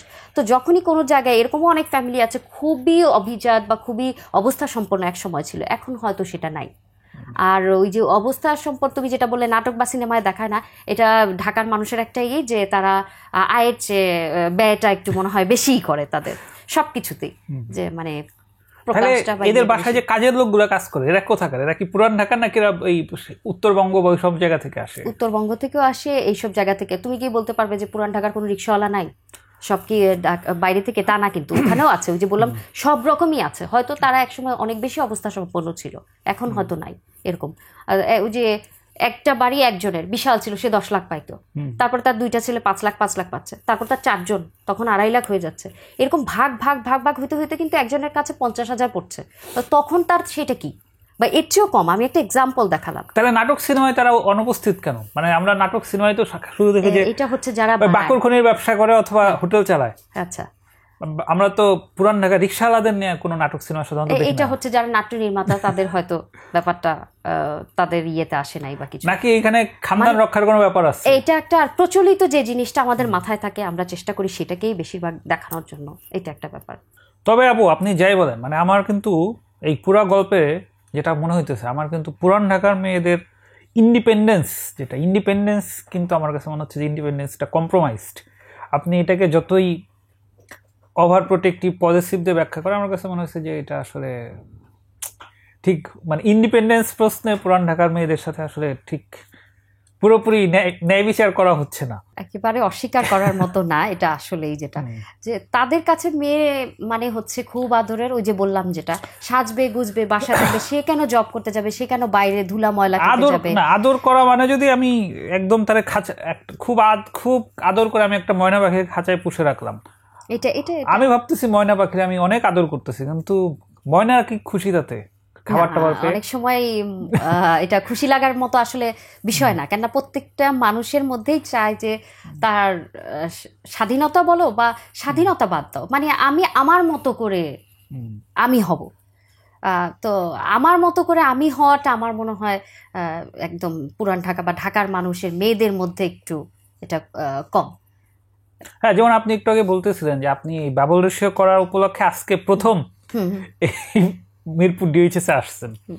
মিরপুর ডিএইচএস এ আপনি প্রথম আসতেই পারেন, এটা কোনো ব্যাপার না, কারণ আমি তো ঢাকার অনেক জায়গায় যাই নাই, দরকার পড়ে নাই। কিন্তু এমন তো না যে যদি আমার দরকার পড়ে তাইলে তখনও যাওয়ার আগে আমার অনেক ধরনের সিচুয়েশন ফেস করে নানা জিজ্ঞেস করে করতে হবে, দরকার হলে চলে যাবো, নাহলে যাবো না। কিন্তু আপনি এই যে এত বছরে আপনি জীবনের প্রথম মিরপুর ডিএইচএস আসছেন এবং এটার আগে আপনার নানাজনকে বলতে হয়েছে আপনি কোথায় যাচ্ছেন, কেন যাচ্ছেন। আমার কাছে জিনিসটা একটু শকিং মনে হয়েছে। ফলে আপনি যেটাকে আদর বলতেছেন, আমার কাছে এই পুরো জিনিসটাকে একটা ময়না পাখি টাইপ লাগতেছে, মানে ওই যে পটের বেবি যেটা বলে।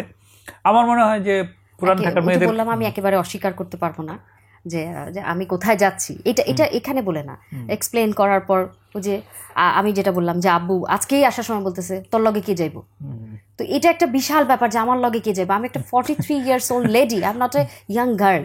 তো আর যথেষ্ট বোধ বুদ্ধি আমার আছে, তারপরে যে আমি আমার নিজের ট্রান্সপোর্টেই আসছি, তারপরে আমার লগে কে যাইবো এটা একটা বড় ইস্যু তার কাছে। তা এরকম ব্যাপারগুলো যে আমার সাথে ঘটে অন্যদের সাথেও। যেমন আমি যখন ইউনিভার্সিটিতে ক্লাস করতাম, আমার মাস্টার্সে ক্লাস ছিল একদিনের রুটিন, ওটা তো প্রতিদিন হয় না, একদিনের রুটিন ছিল সকাল 8টায় একটা ক্লাস আর বিকেল 3টার পর বা 2টার পর একটা ক্লাস ছিল। তো ওই মাঝখানে যে লং ডিউরেশনটা, ওটা কিন্তু আমি ক্যাম্পাসে বসে থাকতাম না, হয়তো ঘন্টাখানিক ফ্রেন্ডদের সাথে গল্প করে তারপর হয়তো ওরা হয়তো ওদের হলে চলে যাচ্ছে, আমার নানির বাড়িতে চলে যেতে হতো, ওখানে আমি থাকবো, খাবো দাবো, ওই মাঝপথে হয়তো আমি বাসায় একটু গল্পও করবো, আমি এখন নানির বাসায়। তো এই সেই করে টোরে আবার ঠিক ক্লাসের আধা ঘন্টা আগে আমি রওনা হতাম। তো এরকম ব্যাপারগুলো যে সারাদিন ও কি করবে, আজকে কেন এত লম্বা সময় ক্লাস, অন্য দিন হয়তো। এবং আমি আমার রুটিনটা সব সময় যে কলা ভবনের কোন রুমে ক্লাস হচ্ছে আমি এটা লিখে দিয়ে আসতাম, এটা তারা আমার কাছে চায়নি কখনো। বাট আমি যেটা দেখছি যে আমি আমার আত্মীয় স্বজনদের মধ্যে প্রথম কেউ যে ইন্টারমিডিয়েট শেষ করে, মেয়েদের মধ্যে, ছেলেও বলা যাবে না খুব একটা, তো ইন্টারমিডিয়েট শেষ করে আমি ইউনিভার্সিটিতে পড়তে যাচ্ছি, তো তাদের কিন্তু একটা টেনশন কাজ করতো সারা সময় যে ওই পরিবেশটা কীরকম, ওইখানে কে আছে, বা ওইখানে আমার ওই যে তাদের একটা ব্যাপার যে সারাউন্ডিংয়ে পরিচিতর মধ্যে কেউ থাকলে তারা খুব সেফ জোন ফিল করে। তো ওইখানে আমার যেহেতু ওরকম কিছু নেই, আমার কাছে মনে হতো আমি ওই রুটিনটা শুরু করে ওটা একটা কপি বাসায় রেখে আসতাম, তোমরা আমাকে এই টাইমে এখানে গেলে পাবে, এই একটা ব্যাপার। আপনি তো একটু বললেন যে আপনার একটা কলেজে থাকতে আমার একজন ফিক্স রিক্সাওয়ালা ছিল, এটা ফিক্স করে দেওয়া হলো। আমার স্কুলের ডিস্টেন্স বাসা থেকে খুব কাছে, তো ওইটা আমি হেঁটেই যেতাম, তাও পাড়ার মেয়েরা সব একসাথে যেত, বা আমার ছোট বোন ছিল বা অন্য কাজিন ছিল। আর যখন কলেজটার ডিস্টেন্সও কিন্তু খুব বেশি না, তো ওইটা দেখা যায় তো যে আমার একজন রিক্সাওয়ালা ঠিক করা ছিলেন, ওই মামা এসে আমাকে প্রতিদিন নিয়ে যেত আমার কলেজে, এবং ছুটির পর উনি দাঁড়ানো থাকতেন গেটে, আমি ওখান থেকে আবার চলে আসতাম। এবং সেক্ষেত্রেও হচ্ছে যে আমি যেন মেইন রোডটা দিয়ে না যাই, মানে যে রোডটা আমার অপরিচিত, বা আমি বিডিআর কলেজে পড়েছি, তো বিডিআর 5 নম্বর গেটের এখানে ওটা, তো তাদের কথা ছিল যে জিকাতলার এখান দিয়ে 4 নম্বর গেট দিয়ে ঢুকে ওটা অতটা পরিচিত না, আমি যদি ভিতর দিয়ে হাজারিবাগের এদিক দিয়ে যাই, এই রুটটা তাদের পরিচিত, আমার পরিচিত, এবং আমার পরিচিত মহল ওইখানে আত্মীয় স্বজন আছে, তো এটা আমার জন্য সেফ জোন। তো এইরকম একটা ব্যাপার তাদের মধ্যে কাজ করে। আর ভার্সিটির যে 6 বছর তখনও কি রিক্সা ছিল না? তখন রিক্সা, বাসে, ইউনিভার্সিটি বাসে যাওয়া লাগবে না। আচ্ছা, তখন রিক্সা ছিল, কিন্তু আমি ওই যে বললাম যে একটু একটু করে চেঞ্জ আমার মধ্যে, যা আমি চেষ্টা করি, না পারলে তোমরা আমাকে এটা ফিক্সড রিক্সা করে দিও। আর এখানে একটা হাসাহাসি হবে যে আমি রিক্সা একটা ফিক্সড করা আছে সেটা দিয়ে যাচ্ছি বা আসছি, বা অন্যদেরকে দেখে দেখে ওই যে পাখি উঠতে শিখা যেটা, ওইটা বোধহয় খানিকটাও হয়ে গেছিল। ওইটা আপনার কোনো ভাই ছিল না এটার কারণে কি ওভার প্রোটেক্টিভ, নাকি নরমালি যাদের ভাই থাকে তাদের ক্ষেত্রে এরকম? ভাইদের ক্ষেত্রে আরো বেশি, আমি বলবো তখন বাবা এবং ভাই দুজন গার্জিয়ান থাকে যদি বড় হয়। আমার ক্ষেত্রে হচ্ছে যেহেতু ভাই নেই, ওইটা প্রবলেম ছিল। আচ্ছা, তাহলে যদি জিনিসটাকে এইভাবে দেখি যে এখন 2024 চলে, বাট মানে টাইম লাইন অনুযায়ী তাহলে পুরান ঢাকার মেয়েদের বাস্তবতায় কি তাহলে এখন 2000 সাল চলতেছে নাকি 2024-এ আছে? আসলে হিমেল যদি বলি তাহলে আরেকটু পিছিয়ে বলতে হবে, আরো পিছিয়ে বলতে হবে। ওই যে আমি সহজভাবে বলি, তাদের কাজটা হচ্ছে প্রতিদিন ওঠা, রান্না করা, মজা মজা খাওয়া, টিভি দেখা, কোন ড্রেসটা সে পরবে, ওই যে প্রত্যেক সপ্তাহেই কোনো না কোনো প্রোগ্রাম, এমনও সপ্তাহ থাকে যে 2-3টা প্রোগ্রাম, সে কোন ড্রেসটা পরবে, কোন জুয়েলারিটা নতুন বানাবে, ওইগুলা নিয়েই মেতে থাকা। তুমি খুব একটা ইন্টেলেকচুয়াল চিন্তাটা ওইখানে তুমি খুব একটা নিজের মধ্যে নিবা, এই ব্যাপারটা আসলে খুব সহজভাবে নেওয়া হয় না।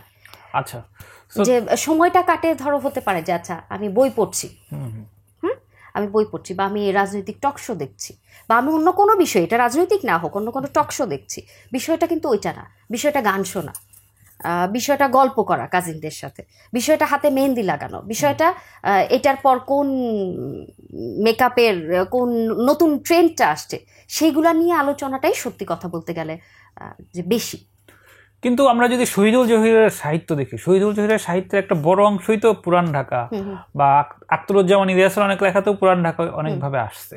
সো যে পুরান ঢাকা নিয়ে সাহিত্যে এত আলোড়ন, এত আয়োজন, সেই পুরান ঢাকার মানুষজনের মধ্যে তাহলে ইন্টেলেকচুয়াল ইয়ের কোনোই নাই। মানে তাহলে যদি এখন আমি পুরান ঢাকায় কোথাও গল্প করতে যাই, তাহলে কি আমার প্রথমে বলবে যে আসলে আপনি কি করেন, মানে আপনি আমার প্রথম প্রশ্নটা আপনি মানে আমি বই লিখে এটা তাদের কাছে বিশেষ কিছু অর্থ বহন করবে না, এটা বুঝতেই অনেকের প্রবলেম হবে। কিন্তু যদি আমি বলতাম আমি ইঞ্জিনিয়ার, বুঝতে ডক্টর, ইঞ্জিনিয়ার, অথবা হচ্ছে তোমার ধরো যে টিচিং বা ব্যাংকিং সেক্টরে আছো তুমি, সবচেয়ে ভালো হয় ব্যবসা। এটা খুব মানে সম্মানজনক, যেটা যে ছেলেরা, অনেক ছেলেই আছে যে পড়াশোনাটা শেষ করে সে হয়তো চাচ্ছে যে আমি আমি I have so much potentiality, why wouldn't I go to all this sectors, the modern job sectors. কিন্তু বাবা ওই যে এটা কেন তোমার কেলিগা 9টা থেকে 5টা অন্যের গোলামি খাটতে হইব, তুমি তোমার নিজের ব্যবসায় সময় দাও, তোমার কাজে দিবে। মানে এই ইয়েটা ঠিক। এই যে আপনি কেবল যে টোনে কথা বলেন, এই তো অ্যাকসেন্ট না, মানে এটাই তো আপনাদের ওখানকার অ্যাকসেন্ট। আরেকটু বোধহয় যেটা আমি হয়তো একটু ইয়ে করার চেষ্টা করছি আমরা যখন বলি। ওকে, সো আমি এখন যেটা বলতেছিলাম যে আমরা যারা ঢাকায় আসছি, মানে আমি তো ঢাকায় থাকি 2003 থেকে, ফলে আমার জীবনের প্রায় পুরোটা আমি ঢাকাতেই আছি। কিন্তু আমি তো আসলে ঢাকার লোক না, আমি তো মানিকগঞ্জ থেকে আসছি। তো এই যে আমরা যারা ঢাকার বাইরে থেকে চলে আসছি, সো পুরান ঢাকার মানুষজনের কাছে আমরা কি তাহলে ঢাকায় অনুপ্রবেশকারী? মানে আমাদের প্রতি ঢাকার মানুষজন কি আসলে পজিটিভলি তাদের অ্যাকসেপ্ট করে, নাকি এটা তারা আসলে রিয়েলিটি মেনে নিচ্ছে? আপনার কি মনে হয়? রিয়েলিটি মেনে নিচ্ছে খানিকটা বলবো, কারণ আমাদের জেনারেশনের যারা বা এর পরে যারা, তাদেরকে আমি দেখি এটা খুব একটা ম্যাটার করে না তাদের জন্য। বাট আমার দাদির কাছে আমি শুনছি একে ঢাকাটা বইরা ফেলাইলো, যে হেনতে হনতে আয়া বইরা ফেলাইলো, এগুলোরে বন্ধ করানো দরকার। একবার গেলে যে যেমন ঈদের ছুটিতে যাচ্ছে, তখন তাদের কথা হচ্ছে কি সুন্দর ফাঁকা ঢাকা, এখন ঘুরন যাইতেছে, কোনো জ্যামজাট নাই, অন্য সময় এক যন্ত্রণায় ঘুরন যায় না। তো তাদের কথা হচ্ছে এই যে একবার ঈদে গেছে, এখন যদি অনুপ্রবেশটা একটা বন্ধ করে দেওয়া যাইতো, তো এটা একটা বিশাল ব্যাপার তাদের কাছে মনে হয়। আর কিছুটা মেনে নিয়েছে, কারণ কি ওই যে ঢাকাটা বললাম আমাদের সবার, কিন্তু এটা একটা ক্যাপিটাল, এখানে সব কিছুর জন্যই, অফিস আদালত বলো, পড়াশোনা বলো, অন্য কিছুর জন্য, ব্যবসার জন্য, সব জায়গার মানুষ এখানে আছে, সব কিছু। তো আমার মনে হয় বাধ্য হয়েই পাশাপাশি থেকে থেকে তারা মেনে নিয়েছে, যেটা এটা একটা ব্যাপার কাজ করে। কিন্তু আমি বুঝলাম না, মানে পুরান ঢাকার মানুষজনের এত ভোজন রসিক হওয়ার কারণ কি? মানে আপনি তো এটা আগে থেকে ওই যে যেটা আচ্ছা, আরেকটা কথা হচ্ছে যে আপনি এই এখনো পর্যন্ত আলোচনায় এই বাকর খনিয়া আর বিরিয়ানির বাইরে অন্য খাবারগুলো ঠিক আসে না। আমার একটু পুরান ঢাকার খাবার দাবার সম্পর্কে বলেন। সেক্ষেত্রে আমাদের যে মোরগ পোলাও খুব পছন্দ, আচ্ছা বিরিয়ানি পছন্দ, বাকুরখানি পছন্দ, এটা তো সবাই জানে। আচ্ছা, আমাদের পরোটা খুব পছন্দ, মোগলাই পরোটা। একটা ফল আছে যেটা তোমরা জানো কিনা বা খেয়েছো কিনা, তুমি তোমার কথা বলছি বা কিছু, মাখনা বলে না, আমি শুনিনি জীবন। জিনিসটা খুব খেতে মজা তা না, বাট আমার এখনো মনে পড়ে, আমার আব্বু যেহেতু একটু এজেড হয়ে গেছে, তো এখন উনি বাইরে খুব কম যায়, যে আমি এখনো বলি যে ওইটা যদি কোথাও পাও নিয়ে এসো। জিনিসটা হচ্ছে ঠিক পুকুরে বা পানিতে হয়তো হয়, হাওর টাওয়ার অঞ্চলে প্রথমে কাঁটাযুক্ত একটা থাকে, একটু পিচ্ছিল, ওইটাকে সরায়, তারপর তোমার ছোট ছোট কোষের মতো, যেটা খুব হার্ড একটা শেল থাকে, ওইটাতে ব্ল্যাক কালার বা একটু কফি কালার, ডার্ক কফি, ওইটাকে ছোট করে কামড় দেওয়ার পর সাদা একটা পাউডারের গুঁড়ার মতো। খুব যে টেস্টি খাবারটা তা না, কিন্তু এটা কিন্তু মাখনা হচ্ছে পুরান ঢাকার খুব জনপ্রিয় খাবার। আচ্ছা, তারপর হচ্ছে তোমার সেই খেতা রুটি, যেটাকে বলে খেতা রুটি। হ্যাঁ, এই রুটি খুব ছোট পুরির মতো, ছোট পুরি কিন্তু খুব মোটা টাইপের। খেতা মানে হচ্ছে মোটা ভাবটার জন্য ডাল দিয়ে বানায়, এবং এটার সাথে একটা চাটনি থাকে, এটা একটা। তারপর তোমার ধরো দইয়ের শরবত, হয়তো তোমরা বা আমরা বলি যেটা, এটা হচ্ছে ওই যে বিউটির লাচ্ছি, যেটা সেটা, বিভিন্ন ধরনের শরবত, বাদামের শরবত, যেগুলা এই খাবারগুলা। মানে স্ট্রিট ফুডের কালচারটা আমরা এখন দেখি যে সব জায়গায় কম বেশি আছে মোটামুটি। তুমি দেখো মিরপুরেই দেখো, আমাদের মোহাম্মদপুরে দেখো, ধানমন্ডিতে দেখো। কিন্তু আমার মনে হয় যে সত্যি কথা বলতে গেলে এই স্ট্রিট ফুডের প্রচলন যেটা, ওইটা ওখান থেকেই আসা। তুমি দেখবে যে সন্ধ্যার পর সকালের দিকে একটা ইয়ে বসে, যে বুন্দিয়া বসতেছে, লাড্ডু বা মিষ্টি, পরোটা, এগুলোর একটা খাবার। দুপুরের দিকে বা বিরিয়ানির সকালের দিকেও পাওয়া যাচ্ছে। তারপর দুপুরের পর থেকে বা সন্ধ্যার পর থেকে চটপুটি বলো, এইটা বলো, তারপর ঘুগনি খাইছি। হ্যাঁ, ঘুগনি, ওইটা কিন্তু সত্যি বাসায় যেটা বানায় খাই, ওটা থেকে আমরা যেটা বাইরে থেকে কিনে খাচ্ছি, জানি না কেন, হয়তো একই মশলাই মিশানো হয় বা কিছু, ওইটা একটা ডিফারেন্ট কিছু, এরকম কিছু খাবার আছে। তারপর পরোটা, মোগলাই পরোটা কিছু আছে, যে আমরা এখন মোগলাই পরোটা বলতে কি বুঝছি, ডিম দিয়ে দিচ্ছে এরকম নর্মাল। তো আমি যেটা দেখছি ছোটবেলায়, ওই লেয়ারে একটা লেয়ারে হয়তো পনির পরোটা আছে, পনির দেওয়া, আরেকটাতে তোমার ধরো কিশমিশ জাতীয় ড্রাই ফ্রুটসগুলো দেওয়া, তারপর মাংসের একটা প্রলেপ, তারপর তোমার ধরো আমাদের কাবাব, সুতা কাবাব একটা কাবাব আছে যেটা খুবই জনপ্রিয় আমাদের মধ্যে, এটা আমরা বাকরখানি দিয়েও খাই। একদমই মিহি টাইপের, সুতা দিয়ে বেঁধে হয়তো এটা রোলের মতো করে বানানো হয়, এর জন্য এটা এই ধরনের নাম। তো এরকম বিভিন্ন খাবার আছে। মোহাম্মদপুর কি পুরান ঢাকার মধ্যে পড়ছে? মানে মোহাম্মদপুরেও তো দেখি খাবার দাবার খুব এটাও খানিকটা ওইখান থেকে চলেও আসছে। পুরান ঢাকা বলতে কি আমরাই যেটা বুঝি, ওই যে বললাম লালবাগ, নবাবগঞ্জ, ওয়ারি, তারপর নারিন্দা, এই জায়গাগুলোকে বেশি বলা হয়। তো মোহাম্মদপুরটাও কিন্তু অনেক আগে থেকেই, যেমন ধানমন্ডিটার আগে থেকেই কিন্তু মোহাম্মদপুরটা, হ্যাঁ মোহাম্মদপুরে কিন্তু অনেক আগে বিচিত্র সব খাবারের দোকান আছে, বিচিত্র সব খাবার বলো বা স্ট্রিট ফুড গুলো বলো, আমার মনে হয় ওইখান থেকেও খানিকটা প্রচলন এসেছে, বা সমসাময়িক ভাবে কন্টেম্পোরারি টাইমের যেহেতু তারা, ওই একটা ব্যাপার আছে। আচ্ছা, এই যে বাংলা রক মিউজিকে আজম খানও তো বোধহয় পুরান ঢাকার লোক। সো আজম খান, শামসুর রহমান, আজম খান বা আরো যারা আছে। তো আপনি বললেন যে কি বলে পুরান ঢাকার লোকজন খুব আনন্দপ্রিয় বা গান বাজনা করে। সো আজম খানের সাথে কি পুরান ঢাকার মানে আজম খানের কোনো ইনভলভমেন্ট কি আপনি দেখছেন? আমার আম্মু যেটা বলে যে আমি তো উনাকে পাইনি বা টিভিতে দেখেছি যেটুকু। তো উনি যখন ইয়াং ছিলেন রকস্টার হিসেবে বা গান স্টেজ প্রোগ্রাম, তো এই যে বিয়ের অনুষ্ঠানগুলোতে পুরান ঢাকা, এখন কিন্তু তোমরা দেখো বিভিন্ন প্রোগ্রাম, আমরা দেখি যে বিভিন্ন প্রোগ্রামগুলো যেগুলো হচ্ছে বিয়ে হোক, জন্মদিন হোক, এখানে একটা দিন আলাদা করে রাখাই হয় গান বাজনার জন্য। মেহেন্দি উৎসব একদিন, রং খেলা একদিন, একটা দিন আলাদা করে রাখাই হয়। তো এই কালচারটাও কিন্তু সত্যি কথা, এটা স্বীকার করতে হবে যে এটা পুরান ঢাকা থেকে আসছে। এবং তার ওই সময় যে বিয়েগুলো, যে আমার আম্মু বলে যে তাদের কাজিন বা তাদের ওই বিয়ে টিয়েগুলোতে, এগুলাতে তার পারফরমেন্স তখনকার সময় খুব দেখা যেত বা জনপ্রিয় ছিল। এখনও দেখবে বিয়ের জন্য নর্মালি দেখা যাচ্ছে বিয়ে বা বৌভাত এরকম, তো বিয়ের আগে থেকে একদিন হচ্ছে রং খেলা, আচ্ছা একদিন ছেলের গায়ে হলুদ, একদিন মেয়ের গায়ে হলুদ। ছেলের গায়ে হলুদে কিন্তু আমাদের একটা আছে যে ছেলের গায়ে হলুদের দিন তার বাসায় একটা হিউজ পরিমাণ খাবার দাবার পাঠানো হয় ছেলের জন্য। ছেলে আসে না কিন্তু হলুদে।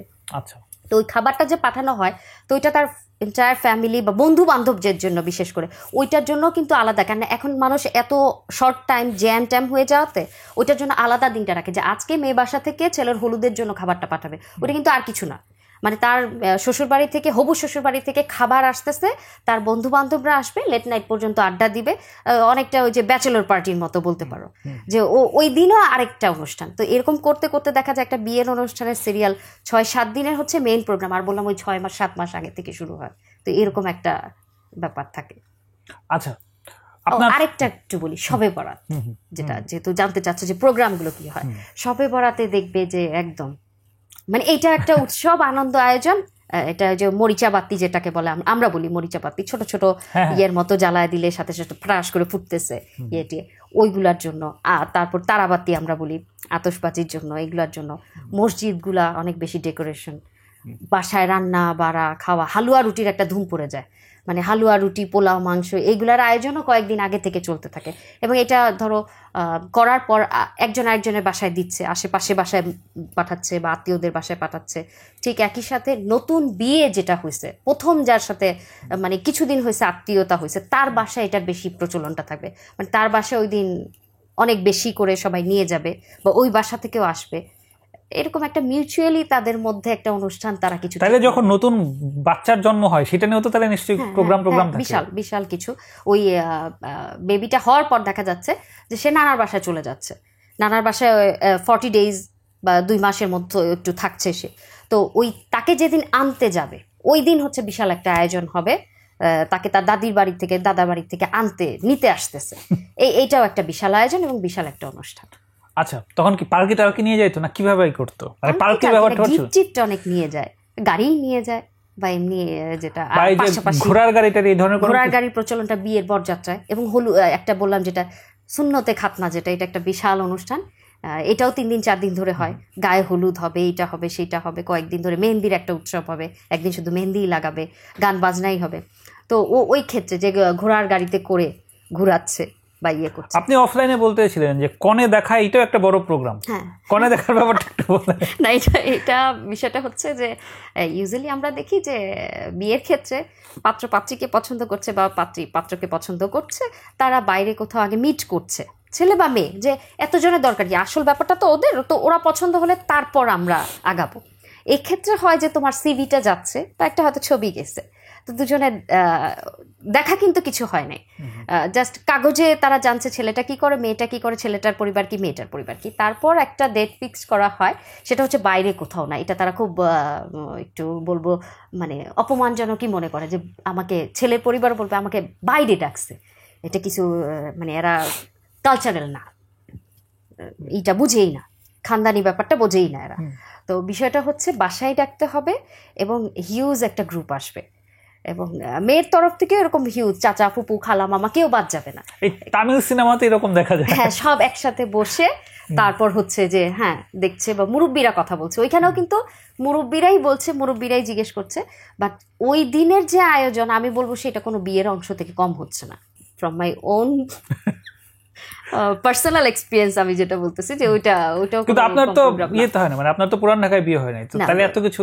আমার বাবা যে আসবে, মানে তার কাছে কথাটা হচ্ছে এটা, যে আসলে হ্যাঁ সবাইকে আসতে হবে, ছেলে একা কেন।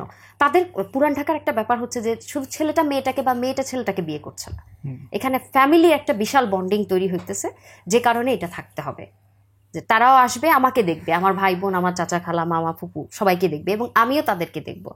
এবং এক্ষেত্রেও বোধ হয় ওই যে তুমি যেটা বললে যে একটা যৌতুক বা আমি কতটা দেখানো, ওরকমের চেয়ে মানে এইটাও তারা যে কি আসতেছে, ওই যে পাত্রী দেখতে আসতেছে, সেটাও একটা বিশাল আয়োজনের ব্যাপার। তারাও কম করছে না, যে পাত্রীর বাবাই শুধু করছে আয়োজনটা সেটা না, সে যখন আসছে, তারা যখন আসছে, তারাও কিন্তু তারা ওইটা করছে, এবং প্রচুর সাজগোজ করে।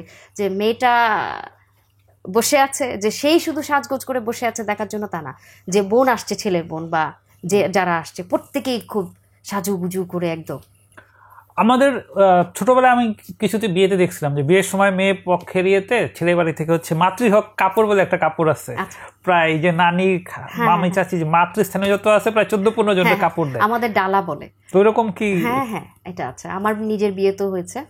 দেখা যায় যে এটা ছেলেদের দিক থেকেও মেয়েদের দিক থেকে ওটা জিজ্ঞেস করে নেওয়া হয়, ছেলের কয়টা ফুপু, ছেলের কয়টা। যেমন আমার সময় আমার হাজবেন্ডকে জিজ্ঞেস করা হয়েছিল ওর চাচি কয়টা, ফুপু কয়টা, মামি কয়টা, খালা কয়টা, এবং হিউজ নাম্বার কিন্তু। তো ওইটা ওইভাবেই সেট করে খুব সুন্দর করে ডালায় সাজায় সাজায়। বোন কয়টা, ভাই কয়টা, বাবা মা। আমি যখন আমার বিয়ে হয়, আমার দাদা শ্বশুর উনি প্যারালাইজ ছিলেন, বিছানায় শোয়া। তো আমরা উনি পড়তে না পারুক, উনি ওটা পড়তে পারতেন না, ওনার রুম আলাদা সেট করা ছিল যে অক্সিজেন বা হসপিটাল বেড, কিন্তু তার জন্য উনি যেহেতু বেঁচে আছে, ওনার কাপড়টাও ওইভাবে মানে ওনার সম্মানে ওইভাবে করে পাঠানো, এগুলা এখনো আছে। এবং পিঠা, তোমার ওগুলোর সাথে ফলের ডালা যাবে, পিঠার ডালা যাবে বা ড্রাই ফ্রুটস যাবে।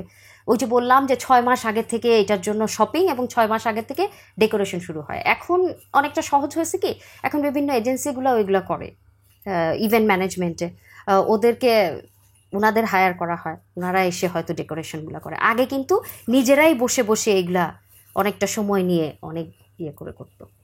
আচ্ছা, সো যেহেতু এখনো মানে তারাই ডিসিশন মেকার, তাহলে এই যে এখন এত এত চেঞ্জ, এত এত গাড়ি ঘোড়া, এত এত শপিং মল, এই যে গ্ল্যামার অ্যাড হয়েছে, এই গ্ল্যামার তো বোধহয় মানে এই যে এই চেঞ্জটার ব্যাপারে তো তারা বোধহয় হাইলি রিয়াক্টিভ নাকি চেঞ্জের সাথে তারা অ্যাকসেপ্ট করতে রাজি আছে বলে আপনার মনে হয়? সবসময় অ্যাকসেপ্ট করতে যে রাজি তা না, আবার সবসময় যে খুব ধরে রাখে তাও না।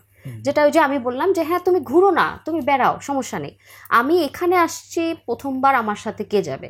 আমি রাতের 11টা বাজে আমার ফুপুর বাসা থেকে আমার এলাকায় বেরোচ্ছি, এটা তাদের কাছে কোনো ব্যাপার না। রাতের 12টায় বেরোচ্ছি, এটাও ব্যাপার না, কারণ ওই সার্কেলটা তার পরিচিত, ওই জায়গাটা পরিচিত। বা আমার কোনো আত্মীয়র বাসা থেকে যাচ্ছি। এবং তোমাকে বলি, আমাদের মধ্যে একটা প্রচলন আছে যে একটা সময়, এখন কিন্তু মার্কেটগুলো বন্ধ হয়ে যায় 8টা-9টায়, পুরান ঢাকার মানুষ রোজার দিনে কিন্তু তারা শপিং করতো তারাবির নামাজ পড়ে। আচ্ছা, তো তারাবির নামাজ শেষ হলে কয়টা বাজে চিন্তা করো, এবং ভোর রাত পর্যন্ত কিন্তু শপিং মলগুলো খোলা থাকতো, এবং তারা ফ্যামিলি নিয়ে যে আমরা ভাই ব্যবসায়ী মানুষ, আমগো কাম কাজ আছে সারাদিন, আমরা সারাদিন বেড়াইতে পারবো না, আহুম আরাম করে ইফতার করুন, আপনার সাথে পুরো সেই ভাষায় কথা বলে ভালো ইফতার করুন, আমগো নামাজ রোজা আছে এগুলো শেষ করুন, তারপর বউ বাচ্চা লয়ে বেড়ামো।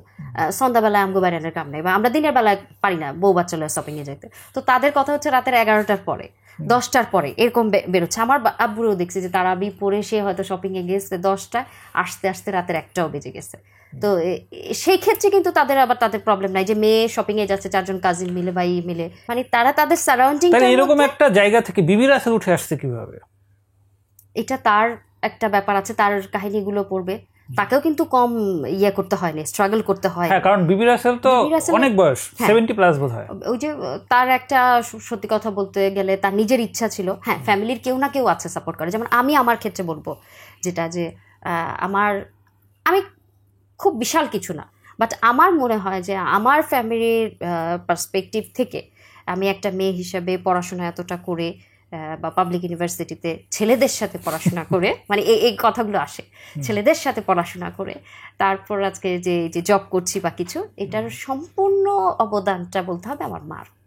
মানে ওই যে বললে একটা জিনিস যে তারা কি মেনে নেয় নাকি খুশি মনে মেনে নিচ্ছে নাকি বাধ্য হয়ে, হয়তো আমার মার মধ্যে ওই স্বপ্নটা ছিল বা সে করবে, সেটা হয়তো তাকে দিয়ে খানিকটা হয়নি, এটা সে আমাকে দিয়ে বা আমাকে হেল্প করে ওই কাজটা করে দিচ্ছে। বা আমার মধ্যে যেটা আমি চাবো যে তারপর আমার যদি একটা মেয়ে থাকে বা ছেলে থাকে তাকে দিয়ে, তো এইরকম একটা ব্যাপার আমার মনে হয় ওনার ক্ষেত্রেও ছিল।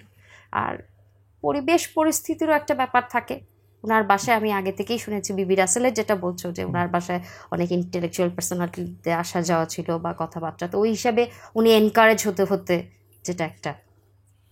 আচ্ছা, তো আপনার মায়ের গল্প যদি বলি, মানে আপনার মাও তো পুরান ঢাকারই।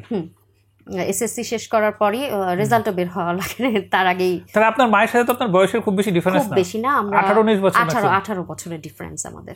এই যে উনি যদি আপনার করে, মানে উনি যদি আপনার এই এপিসোড তো নিশ্চয়ই দেখবে, উনি দেখার পর কি উনি ফিল করবে যে আসলে আপনি মানে ওনার হয়ে কথা বলতেছেন, নাকি উনি আপনার এই কথাবার্তার সাথে ডিসকানেক্টেড ফিল করবে? না, অতটা ডিসকানেক্টেড ফিল করবে না আমার মনে হয়। যেমন আমার অনেক সময় আক্ষেপ ছিল যে মা আমি এই কাজটা তো ইজিলি করতে পারতাম, আমার অন্য ফ্রেন্ডরা করছে বা অন্য আমি আশেপাশে অন্যদেরকে দেখছি তারা করছে, তো তখন তার কথা হচ্ছে যে বাবা ধাপে ধাপে মানুষ আগায়। আমার মা যেটা বলতো হয়তো ওইভাবে সে গুছায় বলতে পারে না যে যে কোনো একটা জিনিস পরিবর্তনটা নতুন করেই চলে আসে না, যে তুমি একটু হয়তো আগায় গেছো, আমার তরফ থেকে আমার যতটুকু তোমাকে হেল্প করার ছিল আমি করেছি এবং তুমি অতটুকু আগাইছো, তুমি চেষ্টা করবে তোমার পরের জেনারেশনকে একটু আগায় দিতে, এভাবেই আস্তে আস্তে চেঞ্জ হবে। তো আমি ওই যেটা বললাম যে তার মধ্যে হয়তো একটা ইচ্ছা ছিল যেটা সে আমাকে বা আমার বোনদেরকে দিয়ে চেষ্টা করেছে। আচ্ছা, যদি এবার একটা সিরিয়াস নোটে আসি, এই যে আপনাদের যে অ্যাকসেন্টের যে ভাষা, যে অ্যাকসেন্টটা, যে ডায়ালেক্টটা, এই ডায়ালেক্টটা তো দেখা যাচ্ছে যে আপনারা খুব একটা ওন করেন না, জাস্ট নিজেদের মধ্যে বলেন, বাইরে করেন না। যেমন মোহাম্মদপুরের কিছু লোকজন আছে যারা যে নাপিত বা এই ধরনের পেশাজীবীরা নিজেদের মধ্যে উর্দুতে কথা বলে, এরা বাংলায় পারতপক্ষে কথা বলেই না। সো আপনাদের তো এই যে এই বিশেষ অ্যাকসেন্টের যে ভাষাটা, এই ভাষাটা তো 20 বছর 25 বছর পরে হারায় যাবে সম্ভবত। সো তাহলে কি জিনিসটা ভালো হবে, নাকি আপনাদের আসলে এই ভাষাটা ওন করা উচিত ছিল, এই ডায়ালেক্টটা ওন করা উচিত ছিল? আমি পার্সোনালি বিলিভ করি, আমি যেমন তুমি একটা ডিস্ট্রিক্ট থেকে আসছো, অবশ্যই তোমার কিছু অ্যাকসেন্ট বা তোমার কিছু শব্দ আছে যেটা তোমার ওন ডিস্ট্রিক্ট থেকে আসে, সেটা তুমি তোমার মধ্যে রাখবে বা তুমি তোমার ছেলে মেয়ের মধ্যেও দেওয়ার চেষ্টা করবে। আমি যখন কথা বলি আমার বাচ্চার সাথে, আমি দুটোই চেষ্টা করি যে সে যেন আমার মতো করে বাইরে যখন যাচ্ছে তখন আমার মতো শিখবে, বা ওর বাবাও চেষ্টা করে, তাদের ডিস্ট্রিক্টের কিছু কথা আছে, কিন্তু আমি আমার বাচ্চার মধ্যে কিন্তু আমারটাও দেওয়ার চেষ্টা করি। আমি যখন তাকে বকা দিচ্ছি একদম ওইভাবেই বলতেছি বা কিছু, যে সেইটা ওন করবে, বাট প্রয়োজনের খাতিরে তাকে যেটা দরকার সেটা তাকে করতে হবে, এইটা ব্যাপারটা। বাট এই ভাষাটা তো মানে শুনতে বেশ ভালোই লাগে, কিন্তু লোকজন এটাকে ঠাট্টা মশকরার জায়গা হিসেবেই দেখার চেষ্টা করে। এটা সব ডিস্ট্রিক্টে, আমি ওইভাবে বলবো যে ঢাকা কেন, বরিশাল বা নোয়াখালী বা চিটাগাংয়ের ভাষা, সিলেটের ভাষা, প্রত্যেক ভাষা নিয়েই আজকাল দেখা যাচ্ছে যে যেগুলো একটু ইন্টারেস্টিং ভাষা সেগুলো নিয়ে নাটক বা সিনেমা বা ডায়ালগগুলো দেওয়া হয়, এটা একটা ব্যাপার থাকে। বাট আপনার কি মনে হয় যে আসলে এই যে স্পেশাল এই ডায়ালেক্টগুলো থাকা উচিত, নাকি সবার এই প্রমিত ভাষাতেই কথা বলে? যেমন আমি আমার এই শোতে একদম র ভাষায় কথা বলি, আমি তো প্রমিত ভাষায় প্রথমত আমি বলতে পারি না বা বলার কখনো চেষ্টাও করি না, আমি আমার ভাষাটাকে ওন করি। আমি যার সাথেই কথা বলি ভাষা কখনো চেঞ্জ করি না, একই বাচনভঙ্গিতে একই ডায়ালেক্টেই কথা বলি। কিন্তু এই যে প্রমিত ভাষা নিয়ে কথা বলার মধ্যে যে মানুষের এক ধরনের স্মার্টনেস বা এক ধরনের মনে হয় যে এক ধরনের আভিজাত্য কাজ করে, ভাষার এই আভিজাত্য কি ঠিক আছে, নাকি আপনার মনে হয় যে আসলে এই যে যার যেটা ডায়ালেক্ট, সেই ডায়ালেক্টটা ওন করার মধ্যে এক ধরনের আনন্দ আছে? দুটোই থাকতে হবে। আমি বললাম যেটা আমি আমার ছেলেকে দিচ্ছি বা আমার বাসায় যেটা বলছি, আমার আব্বুর সাথে কিন্তু আমি এই অফিসিয়াল ল্যাঙ্গুয়েজটা বা প্রমিত ভাষা যেটা বললে এইভাবে কথা বলি না, সেইটা সহজভাবে নিবে না, তার কাছে মনে হবে তখন মেয়ে বেশি বড় একটা পণ্ডিত হয়ে গেছে। তো এটা একটা ব্যাপার। তো আমি কিন্তু ওইখানে ওইটা ইউজ করছি না। আমার বাচ্চাকে আমি শেখাচ্ছি সে তার পারিবারিক পরিমণ্ডলে ওভাবে কথা বলবে, ঠিক আছে, বাট সে যখন বাইরে কোথাও যাবে, হ্যাঁ, আমি এটাও ভাবি যে আমি এইভাবে বলতে পারছি, বাট এইটা আমার ওন ল্যাঙ্গুয়েজ, আমি নিজের মতো করে বলবো, কিন্তু আমি আমার ভাষাটাকে শুধু ধরে রাখলাম, যেটা চলছে সেটাকে শিখলাম না, এটা ঠিক না। দুটোই থাকতে হবে। তুমি কখন কোথায় যাচ্ছ, কি প্রয়োজন পড়ছে, এটা কেউ বলতে পারে না। পুরান ঢাকার লোকজনের মধ্যে মানে প্রবাসী হওয়ার হার কিরকম, নাকি ওরকম খুব একটা অভিবাসী হয় না, মানে আমেরিকা বা কানাডায় স্থায়ী হওয়া এটার হার এখন একটু দেখা যাচ্ছে বাচ্চা কাচ্চাদের জন্য বা মেয়েদেরকে যাদেরকে বিয়ে দিচ্ছে তারা যদি থাকে বাইরে, কিন্তু একটা জেনারেশন পর্যন্ত তাদের মধ্যে ওইটা নাই। তাদের কথা হচ্ছে সব জায়গায় যে মিলবে বা সব কিছু মিলবে মিশবে, ওরকম তাদের মধ্যে কাজ করে না, যে আমরা আমাদের জায়গায় খুব আরামে আছি। তাদের কথা হচ্ছে এটা। তাদের কিন্তু একটা আছে যে উঠতেছে, কাজে যাচ্ছে, সন্ধ্যার পর সে চলে আসছে। তাদের কথা হচ্ছে আমি আর্ন করতে হবে, বাট উইথ মাই ফ্রিডম। আমি যেটা করছি, আমার অল্প হোক বেশি হোক, সেটা আমি আমার কারো আন্ডারে কাজ করে আমি একটা প্রেশারের মধ্যে আছি, এরকম কিছু তারা কিন্তু নিতে পারে না। আমি দেখেছি অনেকেই চাকরি বাকরি করে, আবার অনেক ছেলে পেলে পড়াশোনা করেও বাবার ব্যবসায় বসছে, চাপেও বসছে, আবার তারা ওই জিনিসটা নিতে পারে না। ছোট থেকে দেখে দেখে অভ্যস্ত যে আমি 9টা 5টা অফিস করব, আমার বস আমাকে এইভাবে বলবে বা ওইভাবে বলবে, আমি এটা নিতে পারবো না, এরকম একটা ব্যাপার। তো ওই বাইরের ক্ষেত্রেও কিন্তু সেটা, যে ওখানে গেলে কালচারটার সাথে মিলবে কিনা, বা ওইখানকার পরিবেশ, ওইখানকার কাজগুলো করে সে অভ্যস্ত কিনা, এটা একটা ব্যাপার। হাইলি এডুকেটেড হলে একটা ব্যাপার, আর বাইরেতে আমরা যারা যাব স্বাভাবিকভাবে যদি ওইভাবে না হই, বিভিন্ন রকম অড জবও করতে হচ্ছে, তো এটাতে তারা অ্যাকচুয়ালি অভ্যস্ত না, কষ্ট। আমি 2021-এ যখন আপনাদের বাসায় গেলাম, ওটা তো ধানমন্ডিতেই ছিল বোধহয়, ওটা তো রায়ের বাজার বা ওইরকম। ওটা আমার শ্বশুর বাড়ি, আমার শ্বশুর বাড়ি, যেহেতু ওখানেই তো এখন বেশিরভাগ সময় তো বোধহয় ওখানেই থাকেন নাকি? হ্যাঁ, ওখানেই থাকা হয়। বাবার বাসা খুব কম ডিস্টেন্সে। হ্যাঁ, তো এই যে আপনি ধানমন্ডিতে থাকেন, এখনো তো ধানমন্ডি ঢাকার মোটামুটি প্রাণকেন্দ্র ধরনের অভিজাত এলাকার মধ্যেই বলা যেতে পারে। তো এই ঢাকার মানে এই ধানমন্ডির এই ঢাকাতে গিয়ে আপনি কি কি জিনিসপত্র নতুন করে দেখেন যেটা আসলে পুরান ঢাকার সাথে ম্যাচ করে না? ফুড হ্যাবিটের ব্যাপার আছে, বা কালচারের ব্যাপার আছে, বা পড়াশোনার ব্যাপার আছে, চিন্তা ভাবনারও ব্যাপার আছে। খুব ফ্র্যাঙ্কলি আমি বলি, আমার বাবা আমাকে প্রচণ্ড ভালোবাসে, অসম্ভব আদর করে, কোনো কিছুর কমতি সে রাখতে চায় না। সেটা শুধু বলবো না অর্থনৈতিকভাবে, আদরের দিক থেকেও, মানে বাবা মা প্রত্যেকে। কিন্তু ওই যে বললাম যে ফ্রিডম, যেটা যেমন আমি একটা স্কুলে জব করি, আমার একটা নির্দিষ্ট টাইম আছে, কখনো আমার হয়তো একটা মিটিং থাকতে পারে, কখনো আমার একটা কালচারাল প্রোগ্রাম থাকতে পারে। তো সেটা আমি যখন আমার বাবার বাসা থেকে আমি যেতাম, তুই এখন আবার যাইতেছিস ফিলগা, তো টাইম নেই এই পর্যন্ত, আজকে একটা ফাল্গুনের অনুষ্ঠান আছে, এই সব মানে কর্তিকা এগুলো কি নিয়ে হোস, মানে সে রেগে টেগে দেখা যাচ্ছে যে মুডটাই হয়তো একটু খারাপ হয়ে গেল, যে এত রেডি শেডি হয়ে বেরোচ্ছি যাচ্ছি। ঠিক একইভাবে আমার শ্বশুরকে আমি যেটা দেখছি, যে একটা প্রোগ্রামে যাচ্ছি আমি, হয়তো 25শে মার্চের একটা প্রোগ্রাম বা অন্য কিছুর একটা প্রোগ্রাম, তো আমার ওই বিল্ডিংটাতে আমার যে অন্যান্য শ্বশুরবাড়ির অন্যান্য যারা, মানে আমার শ্বশুরের আরও 3 ভাই থাকেন, আমার ফুপু শাশুড়ি আছেন, বা অন্য আত্মীয় স্বজনরাও পাশাপাশি, উনি খুব গর্ব করে বলতেছে ওদের আজকে 25শে মার্চের অনুষ্ঠান, এখন আরিফ ওকে দিয়ে আসতেছে, ও এখন যাচ্ছে, রাতের 10টা 11টা বাজবে ওর আসতে।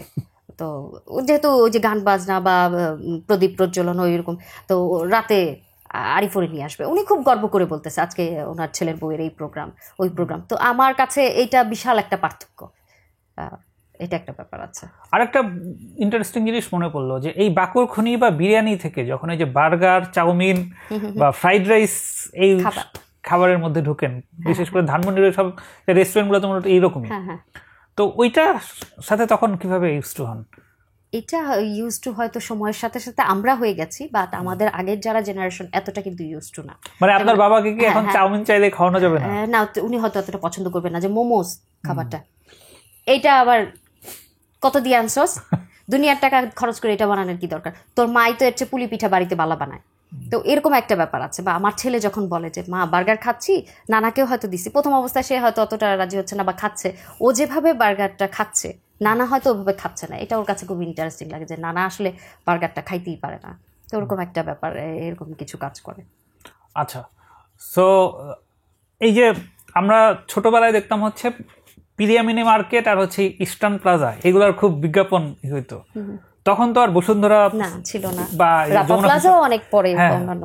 তো তখন আসলে কেনাকাটাগুলো কোথায় বা কিভাবে হইতো? নিউ মার্কেটে একটা, আর আমাদের মধ্যে যেটা বিয়ে শাদির জন্য প্রচলন আছে, যে বিয়ের শপিংগুলো জাস্ট ওই ডেটটা ফিক্সড হওয়ার পরই দেখা যাচ্ছে, সত্যি কথা যেটা, যে কলকাতায় চলে যায়, যেহেতু কাছাকাছি দেশ, ওখান থেকে এখন যেমন পাকিস্তানেও অনলাইনে ড্রেস আনানো যায়, তারা বিয়ের মেইন ড্রেসটা হয়তো বিভিন্ন শপিং মলকে বা শপিং ফ্যাশন হাউসকে অর্ডার করে ওইখান থেকেও আনায় নেয়, সত্যি কথা। তবে বেশিরভাগ সময় দেখা যায় যে বিয়ের শপিংগুলো তারা, এমনকি অনেককে দেখা গেছে বিয়ের কার্ডটাও তারা হয়তো ওইখান থেকেই নিয়ে আসতেছে, কলকাতা থেকে। হ্যাঁ, নিয়ে আসতেছে কলকাতা থেকে। আচ্ছা, তো এই যে ইয়েতে কি বলে কেনাকাটার যে তাহলে মার্কেটগুলো, ওই মার্কেটগুলো তাহলে তখন কোথায় ছিল? মানে বাংলাদেশ, ঢাকার তাহলে তখন ওই সময় এই যেগুলো বললাম এর বেলায় তখন তাহলে মার্কেট আর কোথায় ছিল? আমরা তো নিউ মার্কেট থেকে করছি, তারপরে ওই যে বললাম যে রাপা প্লাজা, বেস্টার্ন। তার আগে বাবা বা মা কোথা থেকে আনতো হয়তো আমাদের এতটা ম্যাটার অফ কনসার্ন। চকবাজারে যে খেলনার মার্কেট, এটা কি আপনাদের সময়? অনেক আগে, আমাদেরও অনেক আগে থেকে দেখতাম যে আব্বু মানে বছরে, আমার মনে আছে এখনো, বই খাতা যেটা, বইটা তো স্কুল থেকে দিত, খাতা যেটা, রাবার, কলম, পেন্সিল যা যা আছে, মানে যেগুলো একটা স্টুডেন্টের অ্যাক্সেসরিজ লাগে, বছরে একবার ওই রিম কাগজ, দিস্তা কাগজ বলতাম আমরা, দিস্তা কাগজ, নিউজ প্রিন্ট, হোয়াইট প্রিন্ট, এগুলো রিম ধরে ধরে বছরে একবার উনি একবারে সব নিয়ে আসতো। ওই সব চকবাজারের জন্য একদিনে চলে যেত, ওইখানে হয়তো উনি সব নিয়ে আসতেছে একদিন, এরকম। আচ্ছা, খেলনা বলো সবকিছু। ঢাকার বাইরে অনেক জায়গায় গেলে অনেক দোকানে দেখা যায় মহিলা নিজে দোকান করতেছে বা সেলাই মেশিন করতেছে। সো পুরান ঢাকায় কি ওরকম কোনো মহিলা দোকান চালায় বা ওইরকম কোনো কিছু কি কখনো ছিল নাকি এখনো নাই? না, নেই, খুব কম। মেয়েদেরকে তোমার আর্নিং ইয়েতে যাওয়াটা, যেটা এটা চাকরি হোক, ব্যবসায়ী হোক বা অন্য কিছু হোক, এটা খুব কম পছন্দ করে বলতে হবে ঢাকার মানুষ।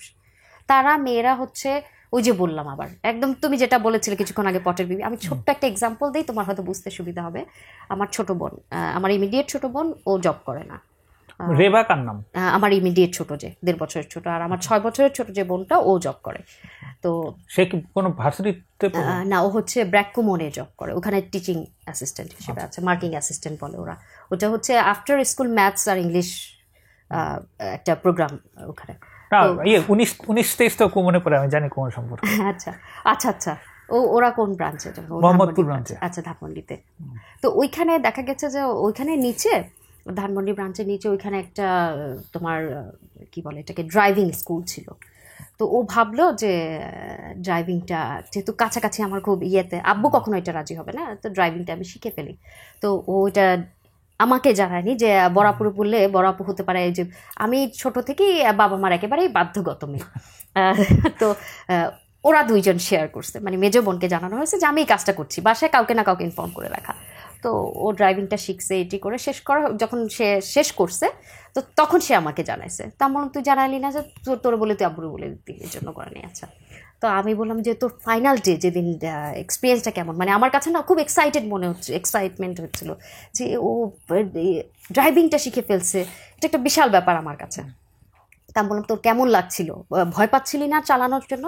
তো বলতেছে লাস্ট যেদিন, সেদিন তার ট্রায়ালটা ছিল, যে ইনস্ট্রাক্টর ছিল সেটা ছিল 27 নাম্বার দিয়ে হয়ে, মানে ওখান দিয়ে বেরোয় রাপা প্লাজার সামনে দিয়ে আমাদের 7 মসজিদ রোড দিয়ে এই জায়গাগুলো মানে রাউন্ড করবে। তো আমি বললো যে আমি তো ওই এক্সাইটমেন্ট ফিল করতে পারি নাই, যে আমি ভুল করবো না শুদ্ধ করবো ডাজেন্ট ম্যাটার। আমার চিন্তায় ছিল যে আমি যতক্ষণ আমার বাসার কাছাকাছি, যেমন আমার শঙ্কর এখন আমরা থাকি, তো এই দিক দিয়ে যখন আমি চালায় যাচ্ছি, যে কে দেখলো আমারে, কে দেখলো এবং ইনফরমেশনটা আব্বুর কাছে কখন গেল। তো ওই চিন্তাটাই মাথায় আসছে আমার, যে আমি যে ড্রাইভিং আজকে টেস্ট দিচ্ছি বা শিখে ফেলছি, ওই এক্সাইটমেন্ট কিছু বুঝি নাই তো, বা ভয়ও কাজ করে না। আমি বললাম ভয় কাজ করছিল না, বল ভয় তো কাজ করেনি, ভয় ওইটা কাজ করছিল যে কে কে আমাকে দেখতেছে আশেপাশে থেকে। তো আমি এটা একটা এক্সাম্পল দিয়ে বোঝানোর চেষ্টা করছিলাম যে she was not doing any crime, বা স্কিল ডেভেলপমেন্টের। কিন্তু রান্না তো বোধহয় খুব আগে ভাগে শেখায়, নাকি রান্নাও শেখায়? এটা হয়ে যায় না, শেখায় ধরে ধরে, ওরকম বলবো না, ওরকম বলে না। রান্না বা হাতের কাজ, সেলাই ফোড়ন বাসায় তারা করছে, বসে গল্প করছে বা সেলাই করছে, নিজের জন্য করছে, কিন্তু তুমি ওইটা যে একটা আর্নিং সোর্স হিসেবে নিয়ে নিবা। আর্নিং সোর্স না, মানে আমি বলতেছি যে আপনার গল্প থেকে যেটা বোঝা যাচ্ছে যে মেয়েদেরকে গ্রুম আপ করা হয় যে তুমি একজন ভালো হাউসওয়াইফ হবে, একজন ভালো মা হবে। যেমন আমার ক্ষেত্রে এখন আব্বু বলে যে শখের বসে তো অনেক দিন হয়ে গেল, এখন আমার এটা ছেড়ে দেওয়া উচিত, মানে এখন আপনার চাকরি ছেড়ে দিতে এখন হবে আমার চাকরিটা ছেড়ে দেওয়া উচিত, যে আমার ছেলে যখন পড়ে না, বা আমি একটু নালিশের সুরে বলি এরকম এটা আত্মঘাতী যে এখন হচ্ছে আমার ছেলে ওকে সময়টা বেশি দেওয়া উচিত, তাহলেই হয়ে যাবে। ওর প্রবলেমগুলো যেগুলো আছে, যে কম পড়ছে বা একটু দুষ্টামি করছে, সেগুলো কমে যাবে আমি এটা করলে। তাহলে আপনাদের রান্না শেখার গ্রোমিং কিভাবে হয়? এমনিতে ওটা মাকে দেখতে দেখতে, দাদিকে বা ফুপুদেরকে, খালাদেরকে, নানিকে দেখতে দেখতে ওইটা হয়ে যায়।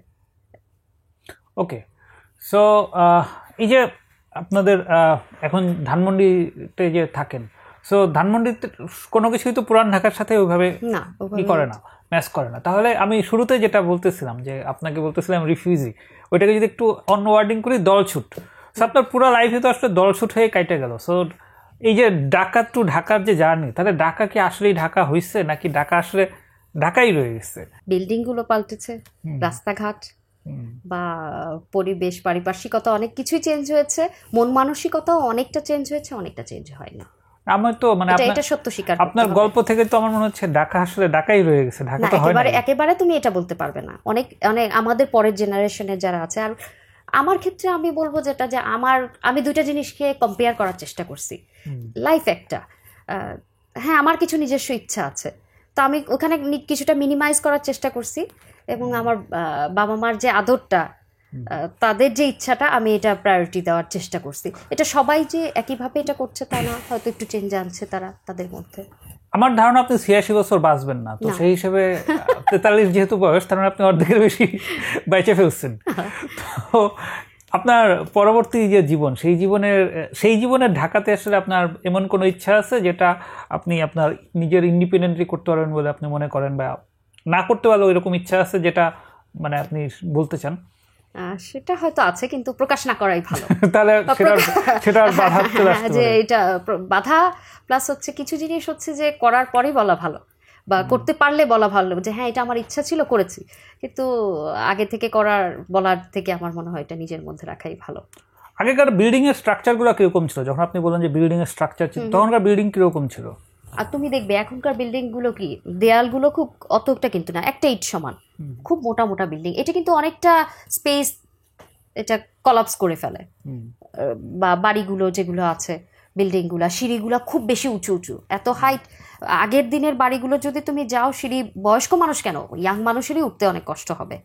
তারপর পাশে যে রেলিংগুলো আছে, এগুলোর ব্যাপার আছে, স্ট্রাকচারে অনেকই চেঞ্জ।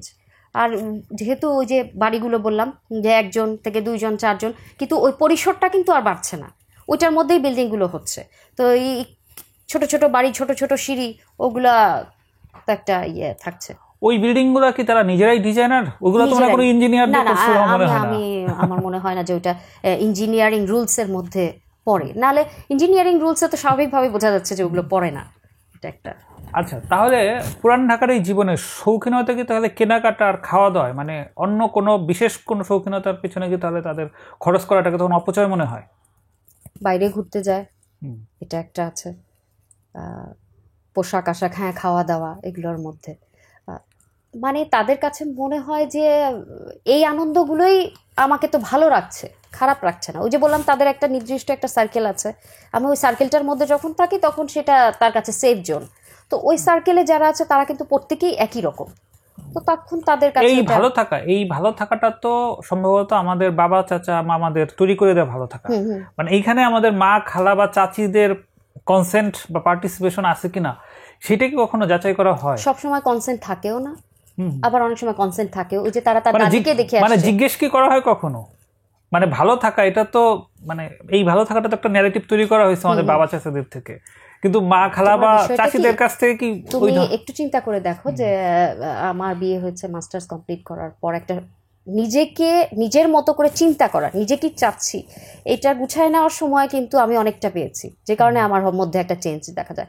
কিন্তু তুমি ধরো 9-এ 10-এ বা ইন্টারমিডিয়েটে ওঠা একটা মেয়ের যখন বিয়ে হয়ে যাচ্ছে, সে কিন্তু তাকে অতটা এইভাবে গুছায় নিতে পারেনি যে তার কি চায় বা তার কি। তো সে ওই আনন্দগুলার মধ্যে, যে আজকে তাকে দেখতে আসছে, অমুক দিন তার বিয়ে, এতগুলা গহনা বা এতটা শাড়ি কেনা হয়েছে, বা এই যে ঘুরে বেড়াবে বা খাওয়া দাওয়া, এটার মধ্যেই সে আনন্দটা, মানে আমি বলবো ওই বয়সে বিকাশটা কিন্তু অতটা হয় না মানুষের মধ্যে। তো সে ওই পরিসরটায় যখন থাকবে, পরবর্তীতে তার মধ্যে চিন্তাটা কিন্তু অনেকটা চেঞ্জ আসবে, তুমি ভাবতে পারো না, আশা করতে পারো না। এটা একটা ব্যাপার। এই কারণেই বোধহয় তারা হয়তো খুশি, আবার কারো কারো ক্ষেত্রে ওই যে বিকাশটা, আমি বলবো যে আমি কিভাবে বলছি আমি জানি না, ভুল হয়ে থাকে এটার জন্য, কিন্তু বোঝার ইয়েটা আসে না। কোথাও কেউ নাটকটা যখন হলো তখন তো আপনার মধ্যে 9-10-এ পড়েন নাকি আরেকটু ছোট ছিলেন? ওরকমই। তো তখনই যখন বদির বউয়ের নাম সুইট সন্ধ্যা হলো, এটা নিয়ে নিশ্চয়ই আপনাকে অনেক ট্রল করছে বা করা হয়েছে। সো ওই যে বিশেষ করে যে তোর প্ররোচনায় কিন্তু এই কাজটা হইলো, নাটকটা তো খুবই জনপ্রিয় ছিল, যে দেখ শেষ পর্যন্ত কি হইলো, তোর প্ররোচনায় কাজটা হইলো, নাহলে কিন্তু আজকে এই জিনিসটা হইতো না, এরকম একটা ব্যাপার। তো এটা নিয়ে তাহলে আপনার প্রায় ফেস করতে হয়েছে না, নাকি এখনো করতে হয়? না, এখন অনেকে ওই সময় যারা নাটকটা দেখছে বা কিছু তখন, বাট পার্সোনালি আমি আমার নামটা খুব পছন্দ করি। কোনটা, মানে বিবি খোদেজা নাকি সন্ধ্যা? দুটোই। একটা যখন যে কোনো জায়গায় ইন্টারভিউ দিতে যাই, আমার অফিসিয়াল নেমটা তো যেহেতু বিবি খোদেজা, সবার আগেই যে তুমি আজকে যেমন প্রশ্নটা করলে এই প্রশ্নটাই করে, তখন আমি ওইভাবে এক্সপ্লেন করি যে আমার বাবা কোথা থেকে ইনফ্লুয়েন্স হয়ে কিভাবে এই নামটা রাখলো, এবং আই ফিল প্রাউড যে। তো সেখানে ছন্দা তার অ্যাড হলে কিভাবে? ছন্দাটা আমার ছোট মামার রাখা, মানে সে কি গান বাজনা করতো বা কবিতা টবিতা এই ধরনের? না, ওরকম না হলেও কিছুটা শিল্প মনে হচ্ছে। গান শুনতে খুব পছন্দ করতো, বা থাকে না যেটা যে ফ্যামিলিতে কয়েকজন থাকে, একটু বয়সের কমের একটা ব্যাপার আছে, তারপর আধুনিকের একটা ব্যাপার আছে, সেই ক্ষেত্রে সে নামটা। আচ্ছা আপু, আপনার সাথে আলাপ অলমোস্ট শেষ। আমি লাস্ট যেটা জানতে চাই যে তাহলে এই যে আমাদের ঢাকা টু ঢাকার যে জার্নি, সেখানে পুরান ঢাকাকে আমরা যেভাবে দেখতেছি, সেইখানে তাহলে সেখানে মডার্নিটির ইনক্লুশনের স্কোপটা কোথায়, বা ইনক্লুশনটা কি আদৌ হইতেছে নাকি মডার্নিটিটা এখনো সেভাবে অ্যাকসেপ্টেড হইতেছে না? হচ্ছে খুব ধীরে। আমি বলবো যেটা যে আরেকটু দ্রুত করতে হবে। পৃথিবী কিন্তু এত ধীরে ধীরে পরিবর্তন হচ্ছে না, খুব সাডেনলি সব কিছু চেঞ্জ হয়ে যাচ্ছে। তো আমার মনে হয়, যেটা আমি মনে করব, মানে এটা আমার তরফ থেকে, আমার ডিস্ট্রিক্ট বা আমার এলাকার ঢাকার মানুষের জন্য আবেদন, আপনারা পরিবর্তনটাকে বা অ্যাকসেপ্টেন্সটাকে আরেকটু বাড়ান, দ্রুত করেন। তারা পুরান ঢাকাকে তারা এখন খানিকটা ছিটমহল ধরনের অবস্থায় আছে। এটা এটা এটা তোমার চিন্তাটা, বা আমি পুরো অস্বীকার করতে পারবো না, যেহেতু বিষয়গুলো আছে। আচ্ছা ঠিক আছে আপু, আপনি তো জীবনের প্রথম ক্যামেরায় সামনে বসেই প্রায় 1.5 ঘন্টার উপরে আলাপ করে ফেলছেন। চাইলে আর অনেকক্ষণ আলাপ করা যেত, বাট আমার মনে হয় যে কোনো কিছুর একটা পার্টিকুলার লিমিট বজায় রেখে করলে সেটা হয়তো ভালো থাকে, এরপরে সেটা আবার টেস্ট হারায় ফেলতে পারে। সো টেস্ট খুব ইম্পর্টেন্ট। আপনি চা খান, আমি শো শেষ করি। তো সন্ধ্যা আপুকে বললাম আমি ওনার গল্প জানি 99 সাল থেকে। সো 25 বছর আগে ওনাকে আমি প্রথম ওনার গল্প শুনছিলাম। তো 25 বছর পরে ওনার সাথে আমি এই যে আজকে প্রথম একটা লম্বা সেশন করলাম। এর আগে 2021 সালে ওনার বাসায় গেছিলাম, বাট সেখানে ওনার সাথে আমার তেমন গল্প হওয়ার সুযোগ হয় নাই, কারণ সেখানে আরও অনেক মানুষজন ছিল। সেখানে আমি অনেক মানুষের মধ্যে একজন মাত্র ছিলাম।